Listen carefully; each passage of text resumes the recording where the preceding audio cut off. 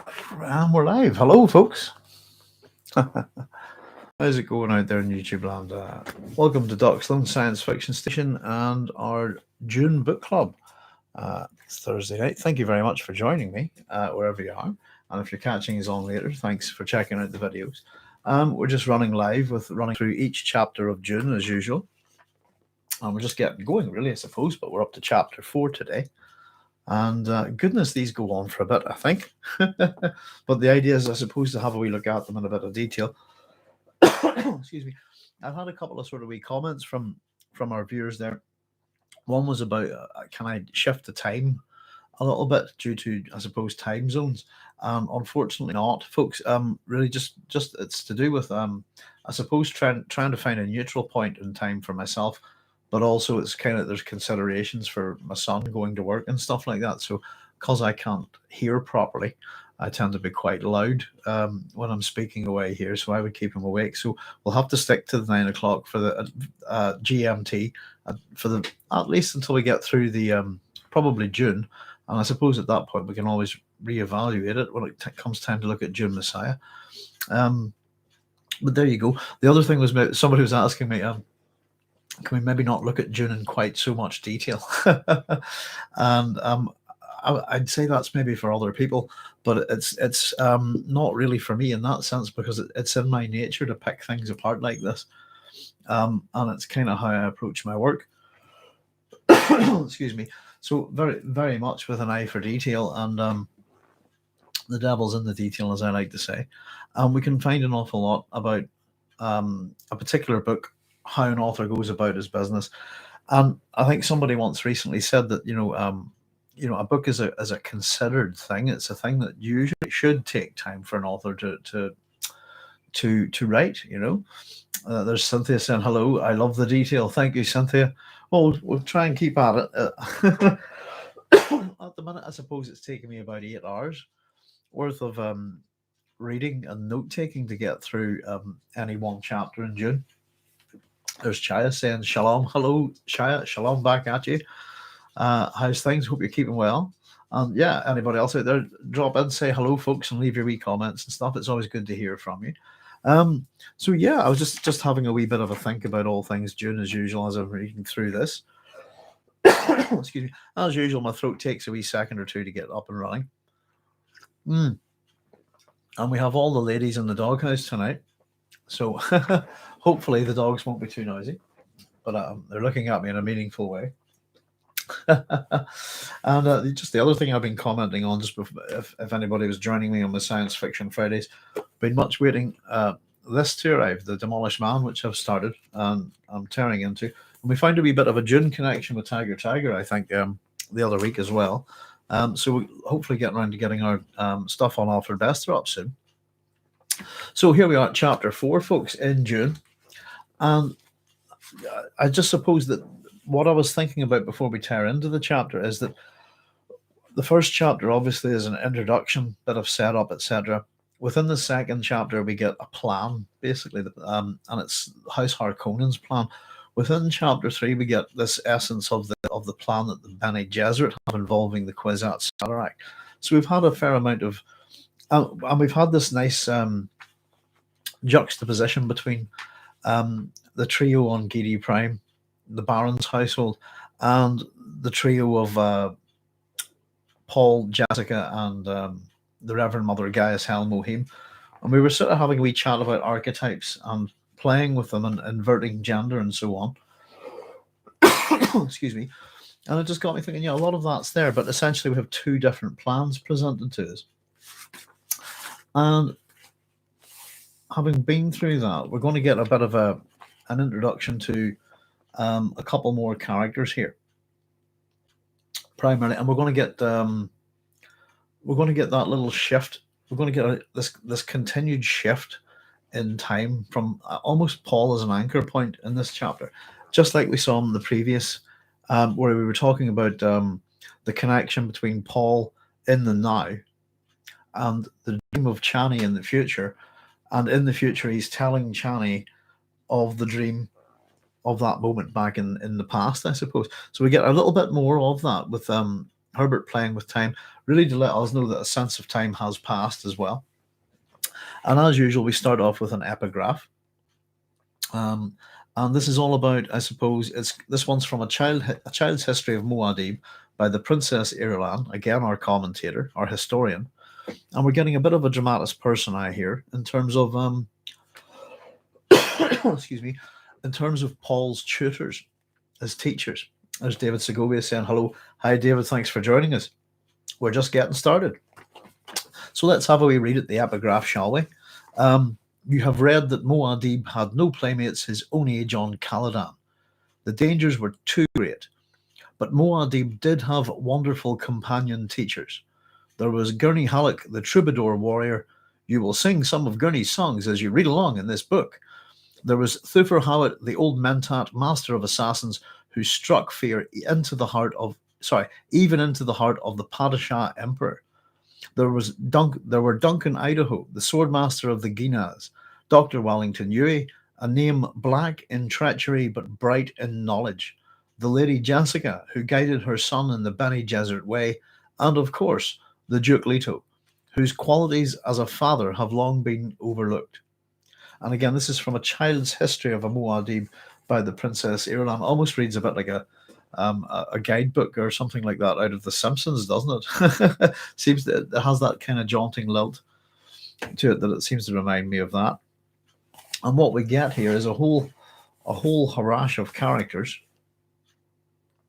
and a few little bits of insight, I suppose, into Paul as well. Again, we're told that, and this is a book for children, but we're being told that Paul has no playmates his own age on Caladan. The other thing that we get about this, I suppose, is that it should be at this point, we're talking about Muad'Dib in this passage. Muad'Dib had no playmates on Caladan. We've been talking about Paul Atreides, etc. So there should be no doubt in our minds at this point that Paul is Muad'Dib. Excuse me. So Paul Muad'Dib Atreides, if you like. There's enough clues to suggest that that's who he is. And of course, we were saying that the word Muad'Dib means a tutor, interestingly enough. And how Herbert's been approaching his mythopoeia, his world building, his introduction of characters, slowly bringing in the themes, setting up the scene, if you like. All of this is coming from from the point of, I suppose, lessons is the idea. And they're either lessons that Paul's reiterating, or we're getting the lessons directly from the tutors. So we're being taught in, I suppose, the history of Paul Muad'Dib as we go by the Princess Irulan, and these snippets of history that we're getting a little bit of insight into. And we're also getting either the lessons directly from Paul, who's reiterating a particular tutor, or we'll get the tutors themselves. But there's a real importance being placed here on the use of tutors and teachers. And the fact that, again, no playmates, no fun, I suppose, but that these teachers, these act as companions to Paul. And I think it's a wee bit funny. The epigraph is presented by Irulan, and as I said, it's a child's history of Muad'Dib. And you could argue, as I said, it reads a certain way, and its target audience is a child, if it's a child's history of Muad'Dib. And you could look at it maybe that it's a little bit propaganda, it's a little bit indoctrination. And it's sort of, again, picking out the main characters, if you like, in the myth of Muad'Dib. We'll learn a little bit more about these epigraphs and, of course, about Irulan as we go through the books. But, as I said, we get a big list of them here. And first up, I suppose, Gurney Halleck, who's a troubadour warrior. So, of course, troubadour, suggesting that this man's some kind of similar to like a medieval bard or minstrel. There's all sorts of these types of things in different cultures. And of course, it'll quite jokingly sort of says, we'll sing some of Gurney's songs as we read along with this book. And unfortunately, we will. But I thought the one in this chapter is not too bad, actually. We were talking a bit about the poem in the previous chapter and not being particularly good. So we have a troubadour warrior. We have Thufir Hawat, who's this wise old man And I sometimes myself think of him as a Nestor type, if you like. And he's an old Mentat Master of Assassins, and we're told that he strikes fear into the heart of even the Emperor. Wow, that's quite impressive for this old man. Duncan Idaho, the swordmaster of Guinness, we're told Dr. Wellington Huey, again, he's the traitor. He's black in treachery, but bright in knowledge. Again, as much as he's a treacherous dog, etc., he's one of Paul's teachers, and quite a prominent one, it seems. We've got Lady Jessica getting her son in the Bene Gesserit way, and of course, Duke Leto. And we have a wee point here that qualities as a father have long been overlooked. And we can have a wee chat about Leto's qualities as a father in a wee bit. There's Joseph saying, hello, Joseph. How are you doing, sir? Thanks for joining us. So this is just in the epigraph. And from this, again, I suppose, we have a few things that we could probably investigate. And the one thing I keep liking to point out is we keep hearing Duke Leto being mentioned all the time, but we will not see him here. We're 4 chapters in. He's mentioned continuously, but there's no appearance yet. We get a couple of little bits of info. If we go to the back of the book and the terminology of the Imperium, there's a few terms or names here that we maybe don't know. Guinness, it tells us, House Guinness. Let's have a wee look. We're told that Guinness is they were once allies of House Atreides, who were defeated in the War of Assassins by Grumman. Excuse me. So if we actually look up Guinness in the back, we're not told what planet they're from, which is interesting.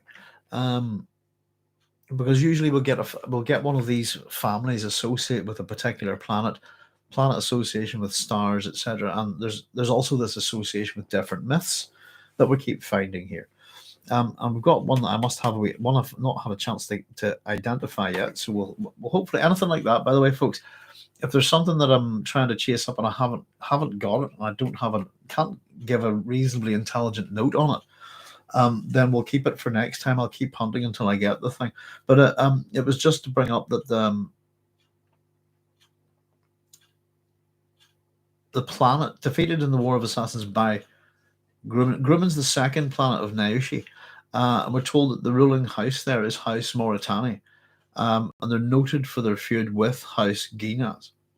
So this is coming out of the back of the book. Sometimes, whenever we look at the terminology of the Imperium, we'll go from the story and look at a particular word, and it's not going to give us actually all that we want, and we'll find that a few words aren't in the back of the book. But usually within the description of what they're telling us, there's something that should lead us to another entry. So if we look in the terminology of the Imperium, Guinness, we've got War of Assassins and Grumman. And this is to do with Duncan Idaho, of course. But the War of Assassins, if we're reading the book this way, that we do stop anytime we go, hey, I wonder what's that, and there's a whole kind of set of terminology here in the back of the book that can help me. We should be able to check things out a wee bit. It's not a bad way of reading. Excuse me. So we're told what's a War of Assassins? This is the other, and this is before we've even really got into this chapter. And we're told that it's a limited form of warfare as opposed to total war, that's permitted under the Great Convention and the Guild Peace. Its aim is to reduce involvement of innocent bystanders, and the rules include the formal declaration of intent, and also a restriction of allowed weapons, for example, house atomic weapons. We're also told that clue should also take us to the Great Convention, and we're also told that this is a universal truce enforced by the power balance in the Dune universe. And that power balance is, of course, the Guild, the Great Houses, and the Imperium, this tripod structure that the universe works on that we've been introduced to in the previous chapter. We're also told that its chief rule, the Great Convention is the chief rules that prohibits the use of atomic weapons against human targets.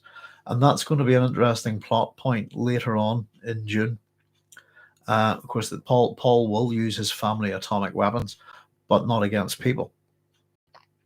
And we're told also, by the way, just as a wee note, that all of the great convention rules are phrased in the following way: the forms must be obeyed. And if they're all phrased in the same way, that's suggestion of ritual, up to the point of a kind of a religious ideal, I suppose. So that's just picking out the words in the epigraph. Anything there, and having a wee quick flip through the back of the book and the terminology of the Imperium. I tend to find that whenever you're looking at the epigraphs, if we're approaching it as a fresh reader, we'll look one thing up, and it should bounces around a couple of different subjects, and then kind of end as neatly and allow us to come back to our reading. So off we go with the start of the chapter, I suppose, and we're introduced to Thufir Hawat here, and again, how people, I think, how the different characters move about within Castle Caladan, how they open and close doors is quite telling. We've had the sort of Jessica and the Reverend Mother and their whirlwind type movements, their strong strides, etc. But Thufir here slips into the training room, and he closes the door softly. And whenever we see him leave the training room later on, you'll see the same descriptions. So as much as the two Bene Gesserit characters are a kind of their movement identifiers, if you like, show them as quite strong and powerful. Thufir's something else. He's much more soft and subtle. Now that's the suggestion anyway. And I suppose there are attributes of a spy master or someone who's a master of assassins. So I think, yeah, we're meant to get this little contrast with Jessica and Mohiam here. Excuse me. And I think it's interesting. We'll see a bit of Thufir's personality. Some of Thufir's prejudices come out in this chapter, I think. And if we remember about what the Baron has told us about Thufir, and the manipulation of Thufir being key, I suppose, to the Baron's evil plans. I think we should pay attention to Thufir, who's described in terms of he's being old, he's tired, and storm-weathered. And again, we get these sort of weathery terms, I think, with people on Caladan and so on. We're told that his left leg aches from a wound that he's received in the service of the old Duke, and that's not Leto, that would be Leto's father. And he says to himself, 3 generations of them now, he thought. Gives us a sense, if again, not particularly accurate, but if we can run with a generation being approximately 20 years, that he's been serving House Atreides for about 60 years. And once again, Herbert's going to set up a nice little scene for us. He's going to frame the action. And we get this with a nice... again, it's Thufir's kind of vision, if you like, as he's looking across the room. It says he stared across the big room, bright with the light of noon pouring through the skylights, saw the boy seated with back to the door, intent on papers and charts spread across an L table. Excuse me. The L table's not explained in the back of the book. But I think in terms of we had a wee chat about what was it called, Fogwood on Ikaz and the Alaka drug, etc. And I think the framing of the Baron's intelligence room, if you like, with this Alaka table. So I think that's probably just the same idea. That's the same type of wood. And probably just the kind of linguistic sort of shortcut for it, if you like. But we get a similar kind of framing again. And we get a little bit of Herbert's poetic chops here, I suppose. His writing's not prosaic here. He's using things like the room bright with the light of noon, and you're getting all sorts of little rhythmic effects there with a bit of assonance and a bit of consonance. And he sets up the skylight as well. And he's basically Thufir's framing the scene for us. And we also get a little bit of a plot point, but Paul has his back to the door and is seated. And again, if this is all about lessons and so on, what's Paul doing? Paul is studying, you know. Chai is saying, I thought L was just the shape of the table. Maybe it is. I was trying to figure it out, but wouldn't you put a letter L, an L shaped? I thought that he does play with words a wee bit, Chaya, and there's a lot about the wood and Elkaz and Ekaz and Alaka, and I just thought the L table, we had the Alaka table previously. It's more like just like a short, you know, a shortcut, just a quick, easy, like an easy way of, I don't know. It was just a guess, to be honest with you, because it didn't have a nosy. You know, aye, it's one of those, but it could well be an L-shaped table. Oh, right, the skylight, yeah. So as I said, the L table, and again, we've had these framings in each chapter before, and when we've gone back to the Reverend Mother, we've had that same kind of scene still in place. Let's see, where is that?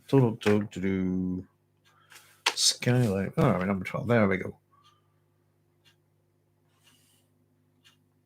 Yeah, the light of noon pouring through the skylights, and again, we spread across an L table. Who knows? Again, this internal monologue, this sort of how many times have I got to tell Paul not to sit with his back to the door? It's going to be of interest, I think, at the start of the next chapter, how we look at Paul and how Thufir presents this lesson, I suppose. And yeah, we get a little bit about Paul, I think, in this chapter as well. And of course, the skylight allows for this cloud to pass over, give it, you know, a bit of cloud shadow, a little bit of foreshadowing, almost literally, and gives us an ominous sense about this conversation. Excuse me, folks. I hope you can hear me okay, and I'm very bunged up tonight, as usual. It's just one of those sort of, you know, pressure and sinus things, I think. Oh dear. But I hope I'm understandable okay. As usual, I sound like I'm underwater. So, I suppose this is quite a famous scene. We've seen this in the films and the TV series, etc.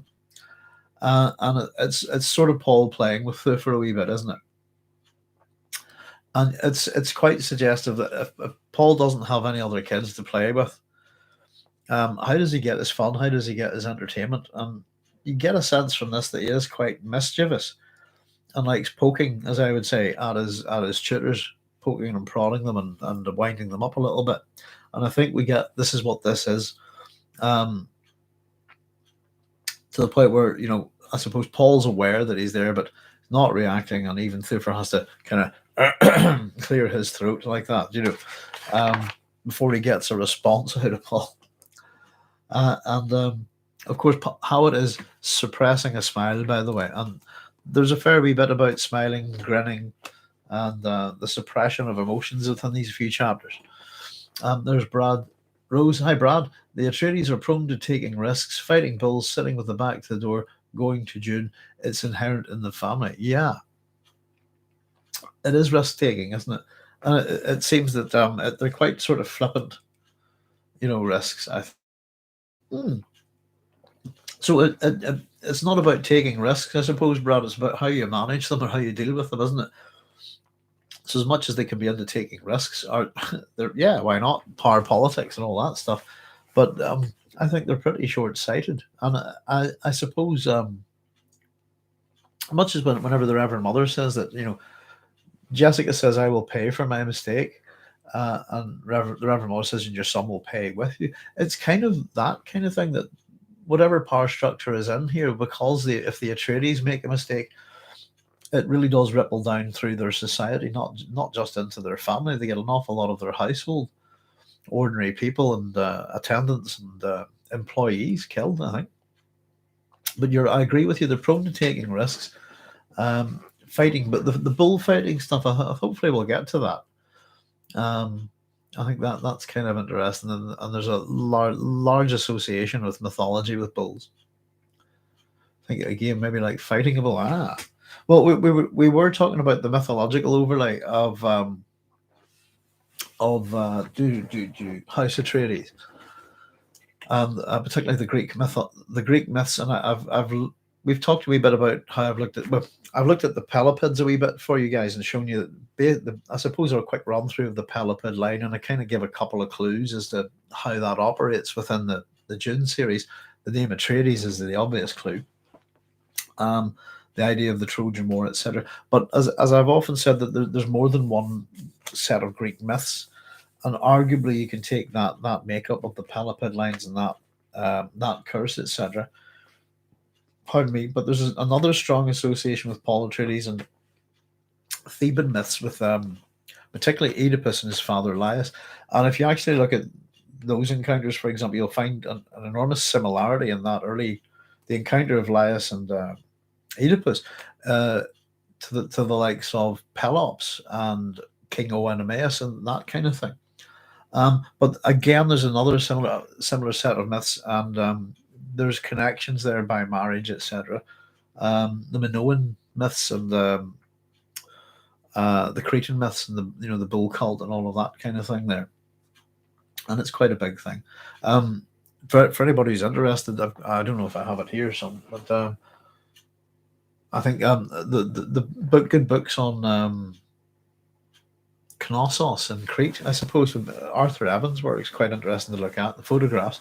But if you check it out on Wikipedia, etc., the Minoan culture and all, you'll see the famous bull leaping, and of course we get several things from this. Of course, the myth of Theseus is fundamentally attached to Crete, and the Minotaur, whose name is Asterion, and the labyrinth, and the palace of the Labyrinth, if you like. So there's a whole lot of that stuff, and I better be careful I don't fly off on a tangent into the Greek myths. But yeah, I'm quite curious about the bull associations, etc. And I'm looking forward to hitting them in detail, have a wee nosy at them. The scene setting in these early chapters read like instructions for a camera panning into the shot. Pretty much, there is and again, it depends on how you think of your craft as a reader. But you can be a visual writer and set the scene in your reader's head, and if you paint that scene well, and it shouldn't be too complicated, I think.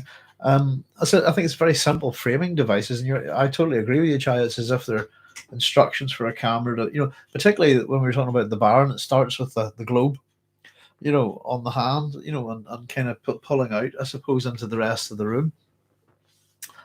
And if you're imagining this, you can see Thufir coming in, Paul at the back of the, and you get a bit of that flash of lightning and all coming through the windows. I think in the David Lynch version does that quite well. We get the idea that Caladan's a quite stormy world, I thought, as well as being quite a wet one.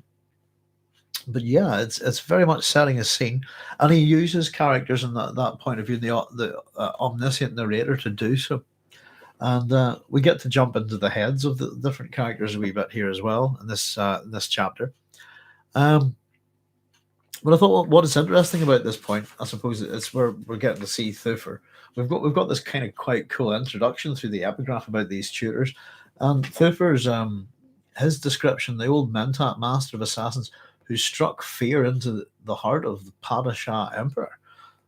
This man must be quite impressive, And Paul's mucking around with him a bit, and of course, Paul's been quite matter of fact. I heard you coming down the hall. I knew it was you. This kind of thing. And I'd say Paul here is he's playing with Thufir, but he's not only I'd say he's demonstrating his abilities to Thufir and to himself. Actually, he's it's kind of testing himself in a way, and in a sense us too. And I think it's quite, the Thufir's kind of response, this could be imitated and all that. We know he's smiling. He knows, that the boy's not being too serious. And Paul says, "I know the difference." And we get of course, this little run of thought. He might at that, and the first of these things, I suppose. Just running back here, let me just quickly check this. I've jumped ahead of myself a wee bit, I think. But just again, in terms of how we look at Hawat, Hawat's he's grizzled old man, and we're told his eyes were two pools of alertness in a dark and deeply seamed face. If we remember, so these two eyes in a pool of darkness, and the language there seemed was used with the Reverend Mother in the previous chapter, and we had her eyes as well. So again, it's meant to be putting these two characters in a similar vein. There's similar language being used to describe them, and as much as you could say, Gaius Helen Mohiam in various archetypes, if you like, represents the crone, if you like, as part of that Trinity, that Trinity goddess, or she's representative of a few things, but she's also a wise old woman, if you like, which comes in many forms, and arguably here's her opposite, if you like. Here's the wise old man, and so we're about to get a little bit of his prejudice here. And I think the language of Thufir is quite interesting.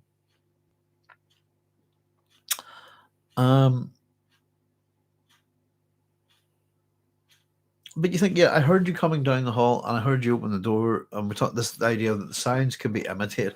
It's quite an odd conversation for a teacher and a pupil to be having. It should be suggestive of something's not right here. There's a real sense of danger going on, And so we get Thufir's inner monologue here. And I think, depends on how you want to think about these. And I tend to think of them as a little bit like if you were staging this as a play, for example, as Chaya was saying about setting your scene. And if you were staging Dune as a play, then you would run these as soliloquies, I think. And it's there's moments of how's that done on a stage sometimes. I thought the way David Lynch did a lot of this stuff in his version of Dune was brilliant.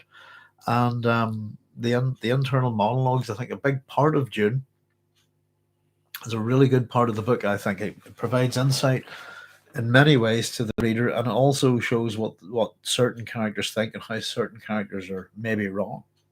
But we get Thufir's inner monologue here. He sensed that Paul could know the difference. And interestingly here, and this is the first one of these, what I'll call Thufir's prejudices, if you like, that witch mother of his. And so he calls Jessica his witch mother. And we're going to hear this word witch within this chapter from Thufir quite a bit. He knows that Jessica's been giving Paul what he calls deep training. And we find out that he's wondering about what the Bene Gesserit would think about that. What would they know if Paul was getting this deep training? And he refers to the Bene Gesserit as her precious school.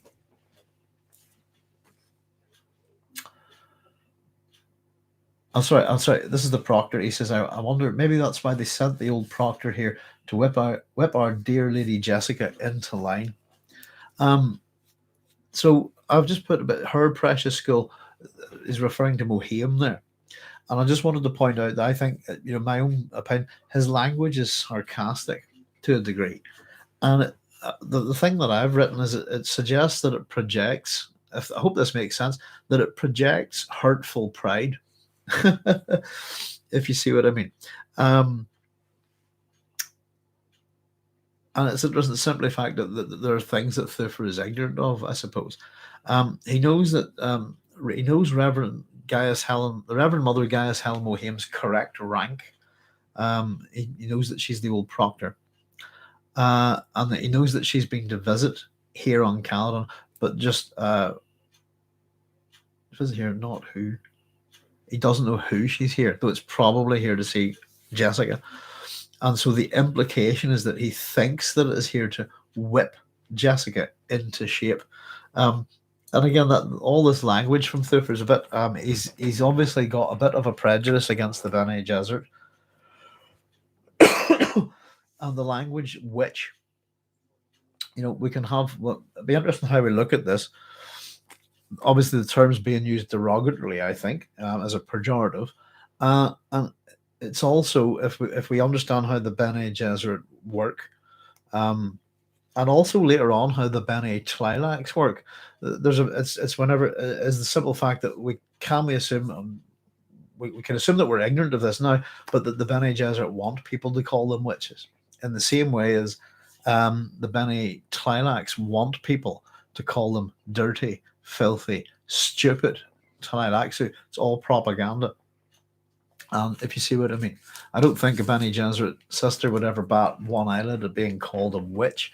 I think that would be suggestive that they'd done their job properly and that these men think of them as witches. And it's a superstition, and we'll mention that again. I think when we get to the sort of feudal nature of the Imperium later on. I'll just catch up with a couple of your comments here. Peter had eyes like holes, and Thufir's eyes compared to water pools of alertness. Yeah, everybody. I keep drawing it. I put it this way: I'm working away at this wee book, as you can see, and I'm drawing wee things and stuff like that, and as I go. But yeah, every character's eyes, we get a good, and it's not because they're not. You don't stand them all up next to each other and see, here's his eyes, here's their eyes, etc. It's one here, one there, and a chapter here, and a chapter there. We're getting an awful lot of compare and contrast, if you like. And yeah, I suppose eyes are meant to be the windows to the soul, aren't they? But yeah, and the bright eye, there's a suggestion of, like a bit like being an owl, maybe, I suppose, and bird associated with wisdom, this kind of thing. But yeah, a lot of these characters' eyes is quite important, I think. Brad says, I liked in that movie the Bene Gesserit say, we are the secret. I wanted to add that when you were talking about power and the tripod last week.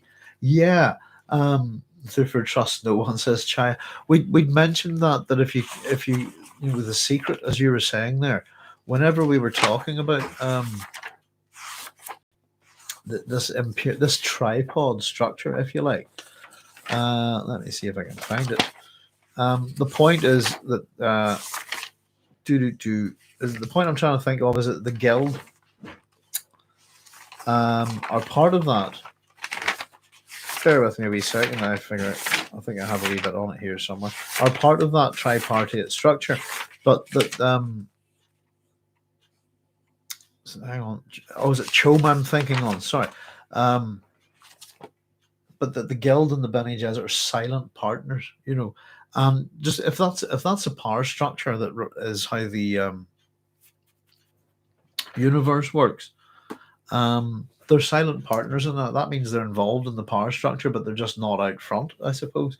In terms of triumvirates, I suppose, which is what you have, we were talking about the tripod structure, if you like. I suppose Rome's famous for two triumvirates. It's basically three political operators working in kind of different spheres, if you like, particularly within Rome. Who is it? Well, the first triumvirate is Caesar and Pompey and oh goodness, who is it? Is it Crassus? Or I think the second one's Augustus, Mark Antony, and Lepidus, maybe. Goodness, my memory.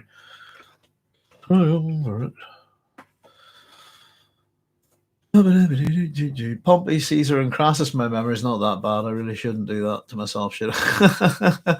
It is. So the first triumvirate is Pompey, Julius Caesar, and Crassus, and then we have the second triumvirate is Augustus, Caesar, Mark Antony, and Lepidus, I think, if I'm correct there. Not worry about that too much. And I suppose the idea is that there's a political arm, a military arm, and I suppose a financial or that kind of thing. It's a bit like divide and conquer within political structure, but once the first triumvirate sort of falls to bits, that's the civil war in Rome, etc., and then pretty much ends with the birth of the Roman Empire, doesn't it, with Augustus? Quite interesting, yeah. So there we go. I suppose that's the other major historical triumvirates we could think about.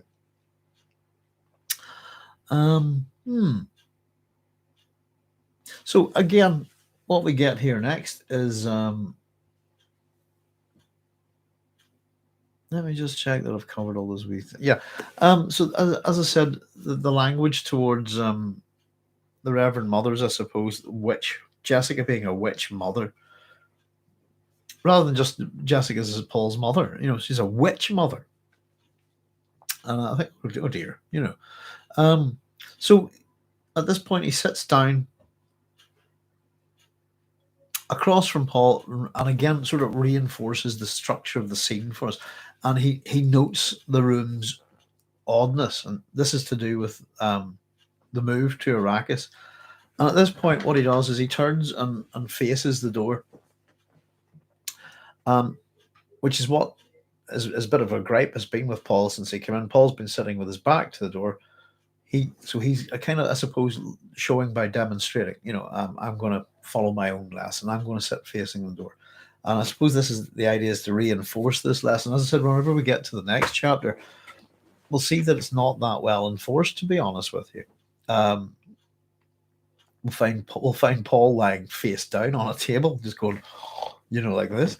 And we get a little bit more about the room, and the fact that he's finding the room strange because it's been emptied for this move to Arrakis, gives us a sense of it being bare, if you like. But he tells it's been emptied, but it's a training room.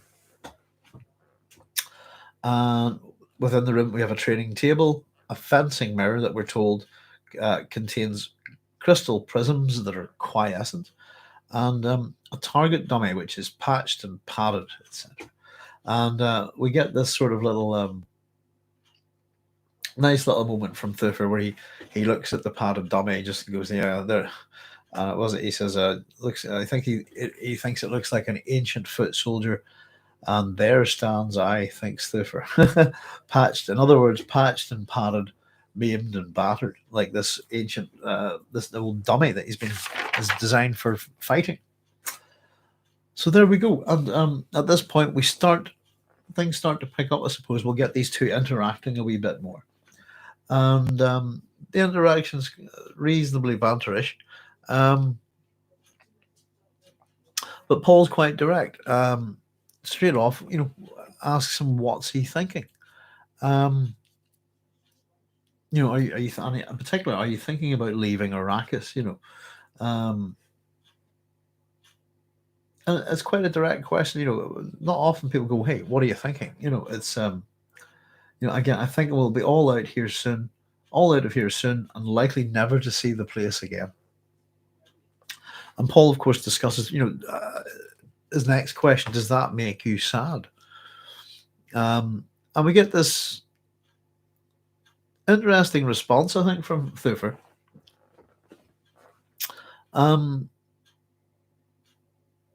It's kind of just, a place is just a place, even though if this has been home to this family for three whole generations and 60 odd years, and probably, well, for the family itself, a lot longer back, I'd argue it's not just a place. But he says it's not this kind of thing. Let me just read it here.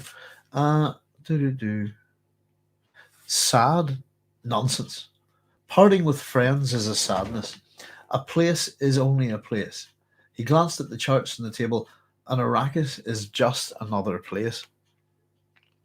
And I think, depending on if we're fresh at the book or not, I suppose if we're not fresh, we know that Arrakis is not just another place, and that a home's a home, isn't it? I think it sounds like a denial, and I often wonder, how does that kind of work within Paul, if Paul has a sense of truth, if you like.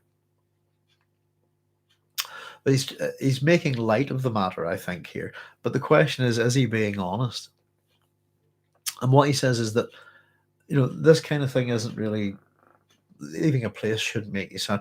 Leaving friends, that should make you sad. And you kind of have to wonder, how does that work with Paul? How does he take that? Because apparently he hasn't got any friends. He's an isolated child. He's got these teacher companions who are employees of his father. But when Thufir says, it's only sad when you leave your friends behind, how does Paul actually relate to that? I think is a good question. Can he relate to that at all? And is it that sense that we never really get? We've already talked about Paul mentioned in the previous chapter that he kind of wants to get going, something different. There's nothing really holding him here that's amazing. And I think that's kind of reinforced here. And I don't know if it's a kind of that Paul. It's not that Paul's unemotional in any way. He's very much in touch with his emotions here. It's just I think this is outside of his experience. He has no empathy for the leaving his friends behind because he hasn't had any to leave behind, I think. And this prompts him straight away, I suppose, into another question. Did my father send you to test me? And I suppose it's in that sense, why has he got, there's a little thread of thought here that, saying goodbye to friends is sad. Well, I don't have any friends. That's because of the way my father's brought me up. Did my father send you to test me? This kind of thing. And again, we always being mentioned, never seen. And I was actually preempted myself a wee bit in this. I actually asked the question: are we seeing as much of Leto as Paul does? And remember, if we think about the epigraph that this chapter started with, we talked about the Duke Leto, whose qualities as a father have long been overlooked. Why? So kind of, how it sort of scans, yes, kind of, and he notes the observing ways of the boy. There's a subtext there. And the suggestion is it would be much nicer if Leto had come and seen him himself. He would be nice to have seen his father. But of course, the response to it, typical, I haven't written this one down on me, but where are we? It's number 24. I've got 23 and 25. Yeah, there we go. It is. So the response is, you're thinking it would be nicer if he'd come up himself. But you must know how busy he is. You must know. And we'll hear that again later as well, which I think is quite a telling little point, Brad saying that goes into the Stoic thing about attachment, which also reaches into Eastern philosophy. He leaves all his teachers' friends when he goes to the desert. He does, but he gains new ones, doesn't he? If you ever want to, the Stoic thing, Brad, if you ever want to check out, have a look at Marcus Aurelius's Meditations. It's excuse me, it's worth a read. Arguably, probably one of the most successful Roman emperors, and he's a Stoic. And as much as it's one of those books that I've heard people say, Marcus, quite strange one. Marcus Aurelius's Meditations is my Bible, and you can read, you can read through that. And I suppose there's a lot of Stoic philosophy in it, and there's wisdom in it, but there's also madness and nuttiness, and the fact that no matter what you might think of him, he's still a Roman emperor. And Roman emperors should be at the bottom of your list of moral and ethical people. I think. He leaves all his teachers' friends when he goes to the desert, says Devon. Quite true. And but he's got his mother. She's one of his teachers. She's in the list of teachers that we've just had in this epigraph. But of course, the desert itself, and then the Fremen and the planet Arrakis become his new teachers in a way, don't they? Excuse me. And of course, Muad'Dib, wise in the ways of the desert. I read the whole thing. I read a whole lot of got onto a few bits and pieces. I'm not a massive fan of the Romans, as you can probably tell. I'm much more of into the Greek side of that kind of thing. But I read Meditations a couple of years back. I just keep my hand and I try and read as much stuff as I can. From the ancient world. It's kind of my second, well, I don't know, I kind of go science fiction, ancient world stuff, and then something difficult is what I like to read. That kind of in that order. I like to bounce around a wee bit. I'm not too sure what qualifies as something difficult, but I like to read something that's a wee bit outside of my experience, or that takes a bit of work, a bit of concentration, a bit of effort, if you know what I mean. Sunday says Thufir sees Jessica as a competitor. He wants to see if Paul is more influenced by the Bene Gesserit or his own teachings. That's a very good point, Cynthia. Yeah. And that's coming up where he's almost kind of go on. What did the old woman say? And the interesting thing, whenever we're going to have a wee look at that, Cynthia, is I've made a sort of little note each time that basically whenever we get one of the Bene Gesserit lessons relayed to Paul, then Paul's relaying it to Thufir, we're kind of pretty much getting Thufir going, well, yeah, I suppose that's true. You know what I mean? And so you get a strong sense that there's a desire to criticize without really having a good reason to, if you see what I mean. And the other thing I think we'll point it out as we go along is just the use of the term witch. And he's not using it in a nice way. And I think it says a lot about Thufir, I suppose. And it also makes us question some ideas about Mentats. Let's see, where did I get to there? Oh, yeah. Hang on. Flipped over the page there, going looking for something. So, yeah, this little series of questions from Paul. And it depends on how you want to read it. Where the way I suppose that certainly the cinema presents Leto the Atreides is that he's a good father, and yeah, we should question that, I think, and the fact that the epigraph suggests his qualities as a father have long been overlooked. That's a very neutral statement. Hello, Bigla. Hang on a wee second. Who's that? I've got company. Come on, you come and say hello. Oh, hello. Guess who's? Oh, hello, gorgeous. That's yourself. This is Holly. For anybody who hasn't met her, welcome to the doghouse, by the way, folks. That's where we're at. So occasionally we get interrupted by doggies. Go see Wendy. She'll let you. Huh? Do you want out? You want to go out? Yeah. Okay. Bear with me one wee second, folks. Just give my wife a wee shout. Okay. Wendy. Wendy. Go see Wendy. There we go. Sorry about that, folks. She knows how to communicate rightly. She wants out. The other one's fast asleep down here. I do apologise. Oh dear, they're a handful, aren't they? Where were we?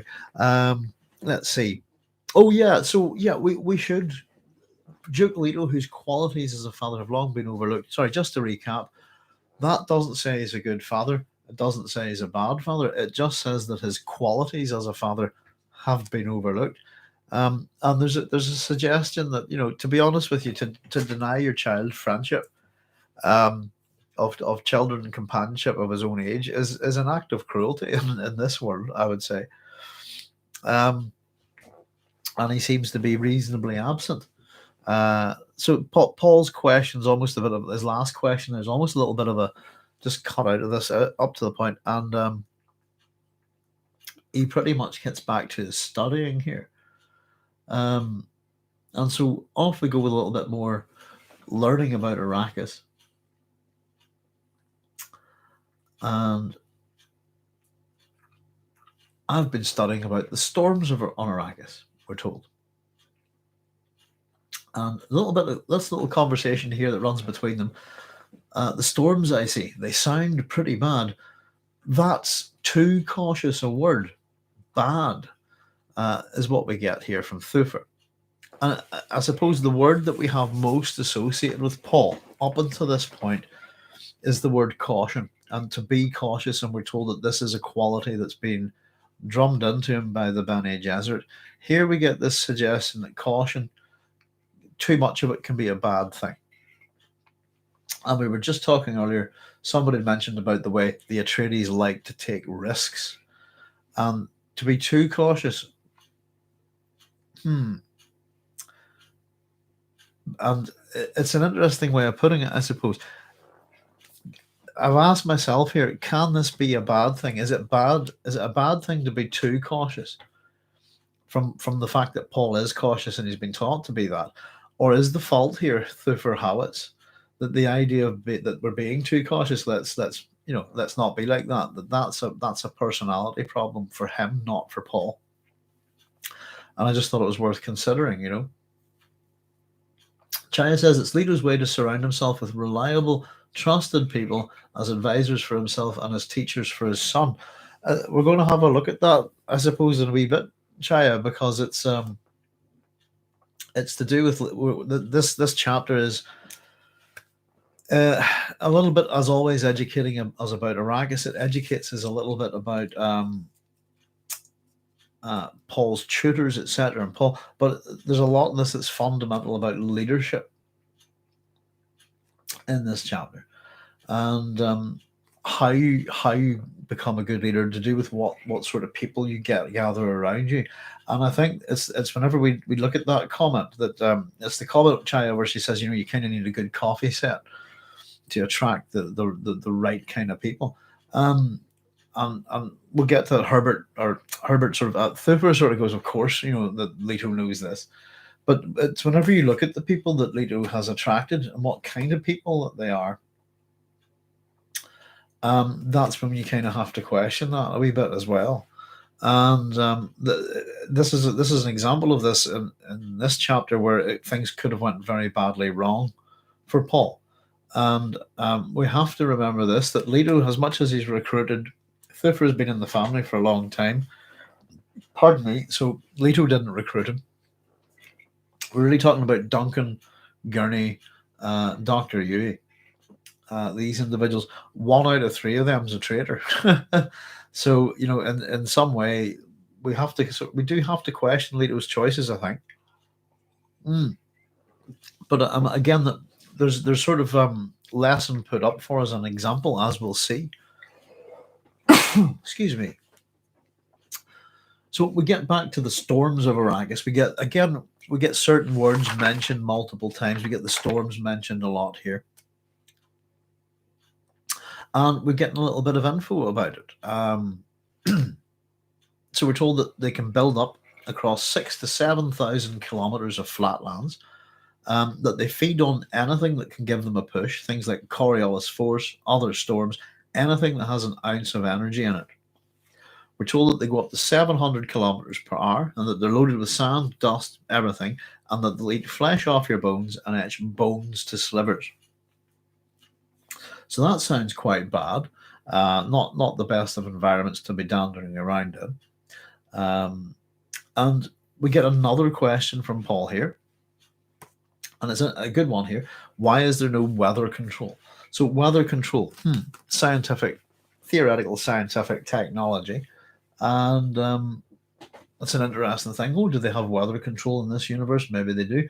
So why all these storms? Why can't we control that? And we get an answer, and it's quite a revealing answer. So it says, yeah, Arrakis has special problems. Costs are higher, and there'll be maintenance and the like. The guild wants a dreadful high price for satellite control, and your father's house isn't one of the big rich ones, lad. You know that. And I think we were talking, remember, we just mentioned earlier, you must know that. The little things that are being enforced, your father can't see you because he's busy. He'll be along later, And this is another one of those, your dad's not rich, basically, or he's not one of the rich ones. So, in terms of regardless how we look at House of Atreides, the information that we get there's no weather control on Arrakis because the guild wants a dreadful high price for satellite control. And that we know now that Paul's family is not one of the rich greater houses, at least relatively speaking, and that Paul should know this. It's another one of these things that he should know as a duke's son. And then at the next point, we get the introduction of the Fremen. Here are the Fremen, the free men. And it's another question again. Have you ever seen the Fremen? And how it's really thinking that Paul's mind is all over the place there. His mind is wandering. I suppose, of course, we know that Paul's wandering in that sense. And his response is interesting. Like as not, I've seen them. So that's a very neutral. It's not a great thing, not a bad thing. Just yes, I've seen them. And we're told that in terms of these Fremen, excuse me, let's see. Yeah, we're told that basically there's little to separate them from people of Graben and Sink. That they wear great flowing robes, they stink to high heaven, and that they stink because of the still suits that they wear. So we get a little bunch of terms here from again, it's time we probably look them up in the back of the book. So we get a bit about the still suits that are suits basically that reclaim the body's own water. And on the Fremen, we're told that they're the free tribes of Arrakis, that they dwell in the desert, and they're remnants of the Zen Sunni wanderers, and that they're derogatorily known as sand pirates. Now, there's quite a wee bit here. Again, if we're using the dictionary of terminology at the back, we should probably check a few of these words out. And the first one we get is Zen Sunni. And we're told that these are the followers of a schismatic sect that broke away from the teachings of Mahomet, who's the so-called third Muhammad from the year 1381 BG, and that's before the Guild. We're told that they're noted for their reversion to the ways of their fathers, and that they have an emphasis on the mystical. In addition to that, we're also told that Ali ben Ohashi was the leader of the original schism, and there was also evidence that Ohashi may have been the male spokesman for his second wife, Nisai. There's a few of these things here that I actually want to check out on these words and terms that I haven't been able to get a hold of this week. And so we'll try and have them for Sunday, actually. Now, the other things that we're told, that the Fremen are hard to separate from the people of Graben and Sink. These terms are also in the back of the book. So a graben is a long geological ditch formed when the ground sinks because of movement in underlying crustal layers. And a sink is a habitable lowland area on Arrakis surrounded by high ground that protects it from the wind. And this is as a comparison to the Fremen who live in the deep desert. Now, quite a lot of info there, actually. And again, it's like Paul ourselves here at this point.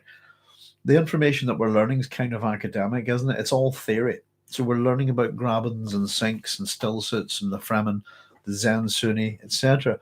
But we're not immersed in that world yet. So to us, the reader, if we're reading Dune, I think the way Frank intended, we should be flicking back. We're studying like Paul. We're learning lessons like Paul, and we're being taught like Paul, I suppose, just as he's preparing to go to Arrakis.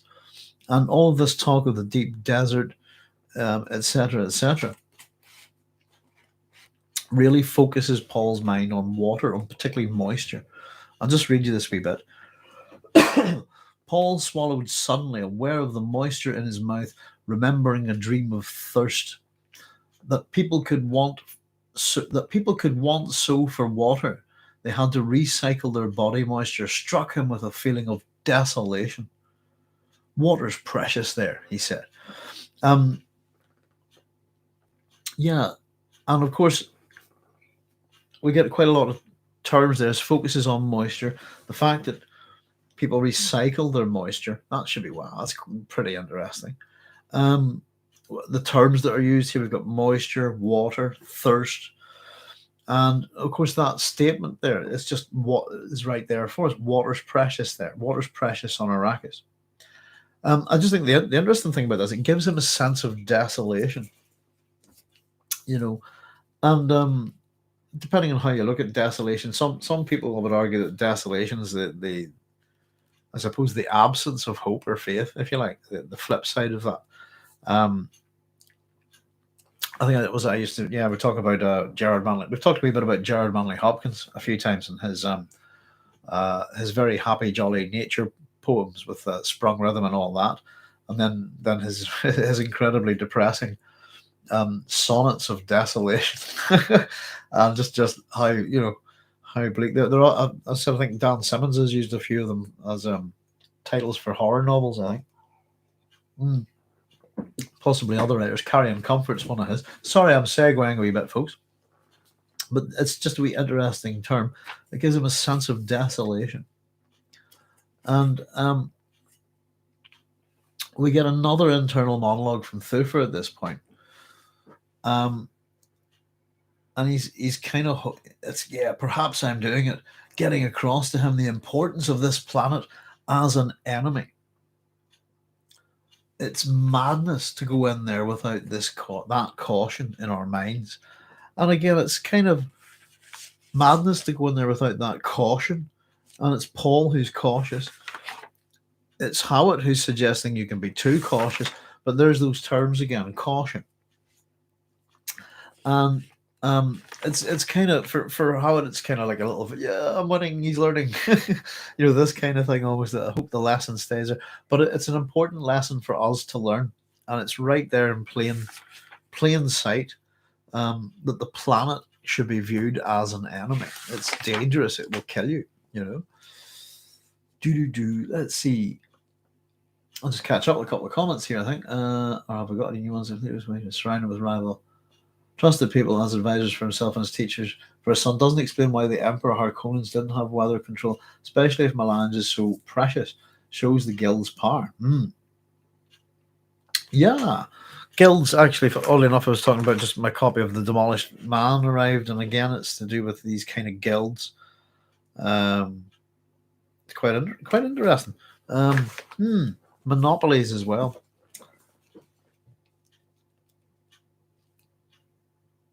Yeah, if Melange is so precious, it also makes you wonder: is there nothing else? That is Melange just that is the one great be all and end all of all products.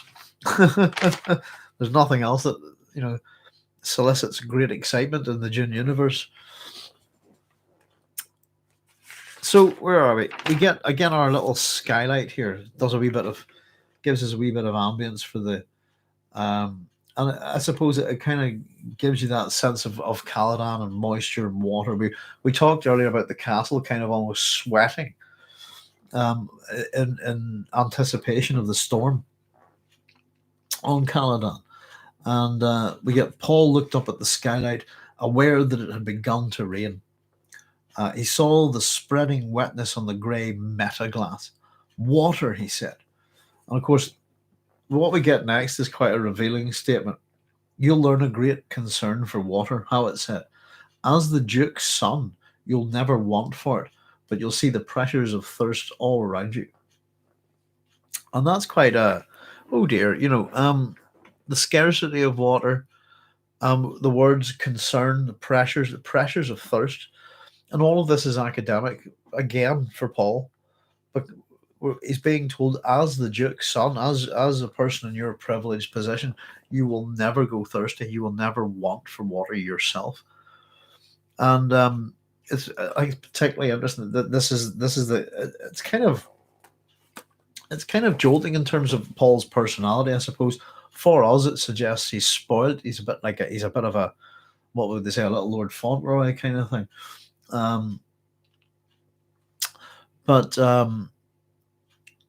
It's probably arguably a little bit shocking for him too. And this statement almost sort of focuses his mind, I suppose. And it takes us into, it's a flashback, essentially. And as Paul's wetting his lips with his tongue, and he thinks back to the day a week ago, the ordeal with the Reverend Mother. She too had said something about water starvation. So this kind of, you'll not want for water, people having concerns for the pressures of thirst, this kind of thing. Water is life on this planet, life and death. It kicks his awareness back about a week ago. So we learn that a week has passed since the Reverend Mother has been here. And that she was also talking about this water starvation. And let's have a wee look. It kicks back. So this is again, we're moving from one lesson and we're going from the present, the now, back a week in time. And we're getting another lesson from the Reverend Gaius Halmohim. So she's left, but we're still learning from her. And she talks about the funeral plains and the empty wilderness where nothing except the spice and sandworms. Goodness gracious. Now, she tells Paul, you'll stain your eye pits to reduce the sun glare. And this is, a lot of this is, the pronouns here are quite important. And she's pointing, you will be. The tenses are future. That he'll seek shelter. He'll have to seek hollows out of the wind and be hidden from view. He'll learn to travel on your own 2 feet. It sounds quite condescending, doesn't it? Without thopter, ground car, or mount. And that we were told that Paul was caught more by her tone here than her words. Let me see. Yeah. Now, hang on. I've run on a wee bit there. And there's a couple of things that we need to have a wee chat about. But of course, we have the spice mentioned and we have these sandworms mentioned. Very quickly before we run on, let's have a wee look at them in the back of the book. Spice. Let's have a look. Do we have an entry on spice? There we go. Spice just says sea melange. And let's see. Here's what it says on melange. The spice of spices. The crop for which Arrakis is the unique source. The spice, chiefly noted for its geriatric qualities, is mildly addictive when taken in small quantities, severely addictive when imbibed in quantities above 2 grams daily per 70 kilos of body weight. And it says, see Ibad, Water of Life, and Pre-Spice Math. Muad'Dib claimed the spice as a key to his prophetic powers. Guild navigators make similar claims. Its price on the imperial market has ranged as high as 620,000 solaris the decagram. So there's a little bit about spice melange, obviously, the spice of spices. A very expensive commodity. And we also have mentioned these worms. And again, just the book of the terminology. Sandworm, it says, see Shai Hulud. Shai Hulud, sandworm of Arrakis, the old man of the desert, old father eternity and grandfather of the desert. Significantly, this name, when referred to in a certain tone or written with capital letters, designates the earth deity of Fremen hearth superstitions. Sandworms grow to enormous size. Specimens longer than 400 meters have been seen in the deep desert, and live to a great age unless slain by one of their fellows or drowned in water, which is poisonous to them. Most of the sand on Arrakis is credited to sandworm action. See Little Maker. So there we go, just running over the sandworm and the drug. The spice is also known as the drug melange. So melange is also a word that means to blend, isn't it, really?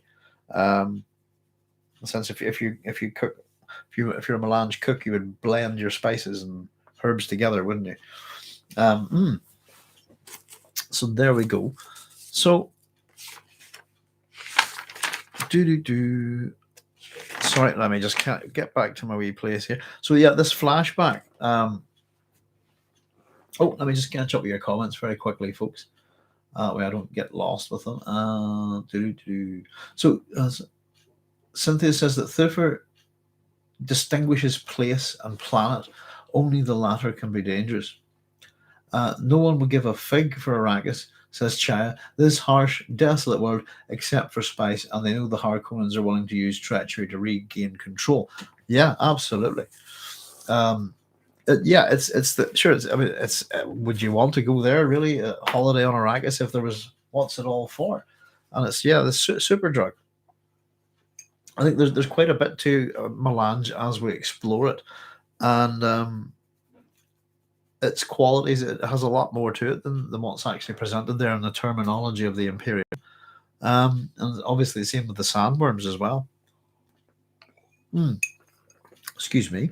Now, goodness gracious, but yeah, I think so. We've been told we've got a little bit of technology mentioned there, but essentially the Reverend Mother is saying, you'll do this, you'll stay in your eye pits, you'll live in places like this. You'll learn to hide from view. You'll learn to get out of the wind. You'll be walking on your own 2 feet.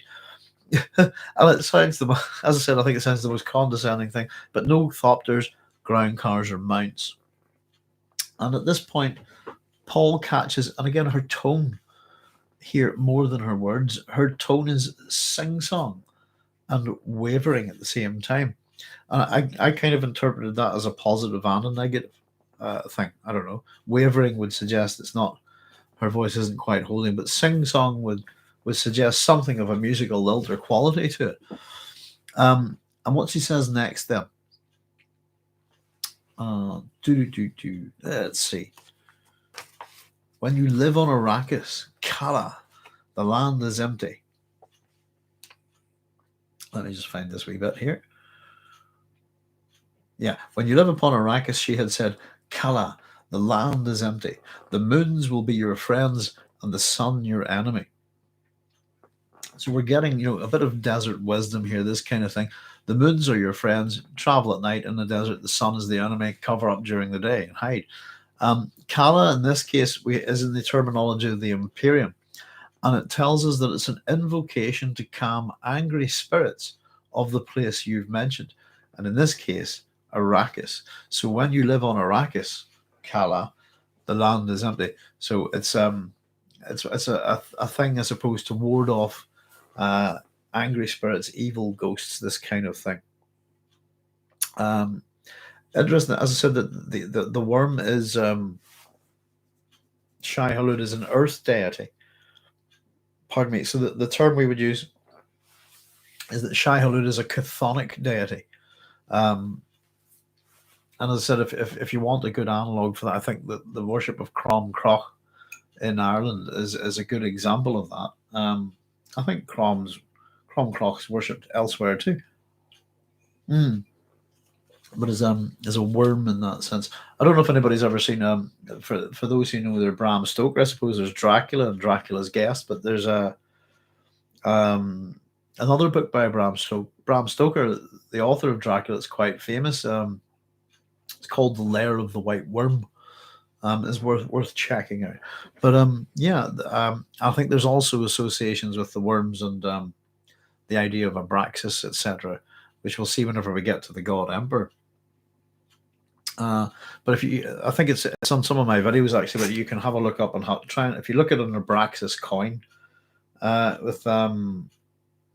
you'll see there's something that looks very similar to the God Emperor on it. Basically, kind of like a worm with a man's head and a sort of lion's mane. There we go. But we're running ahead of ourselves. So again, it's a kind of it's kind of one of these invocations against evil, if you like. So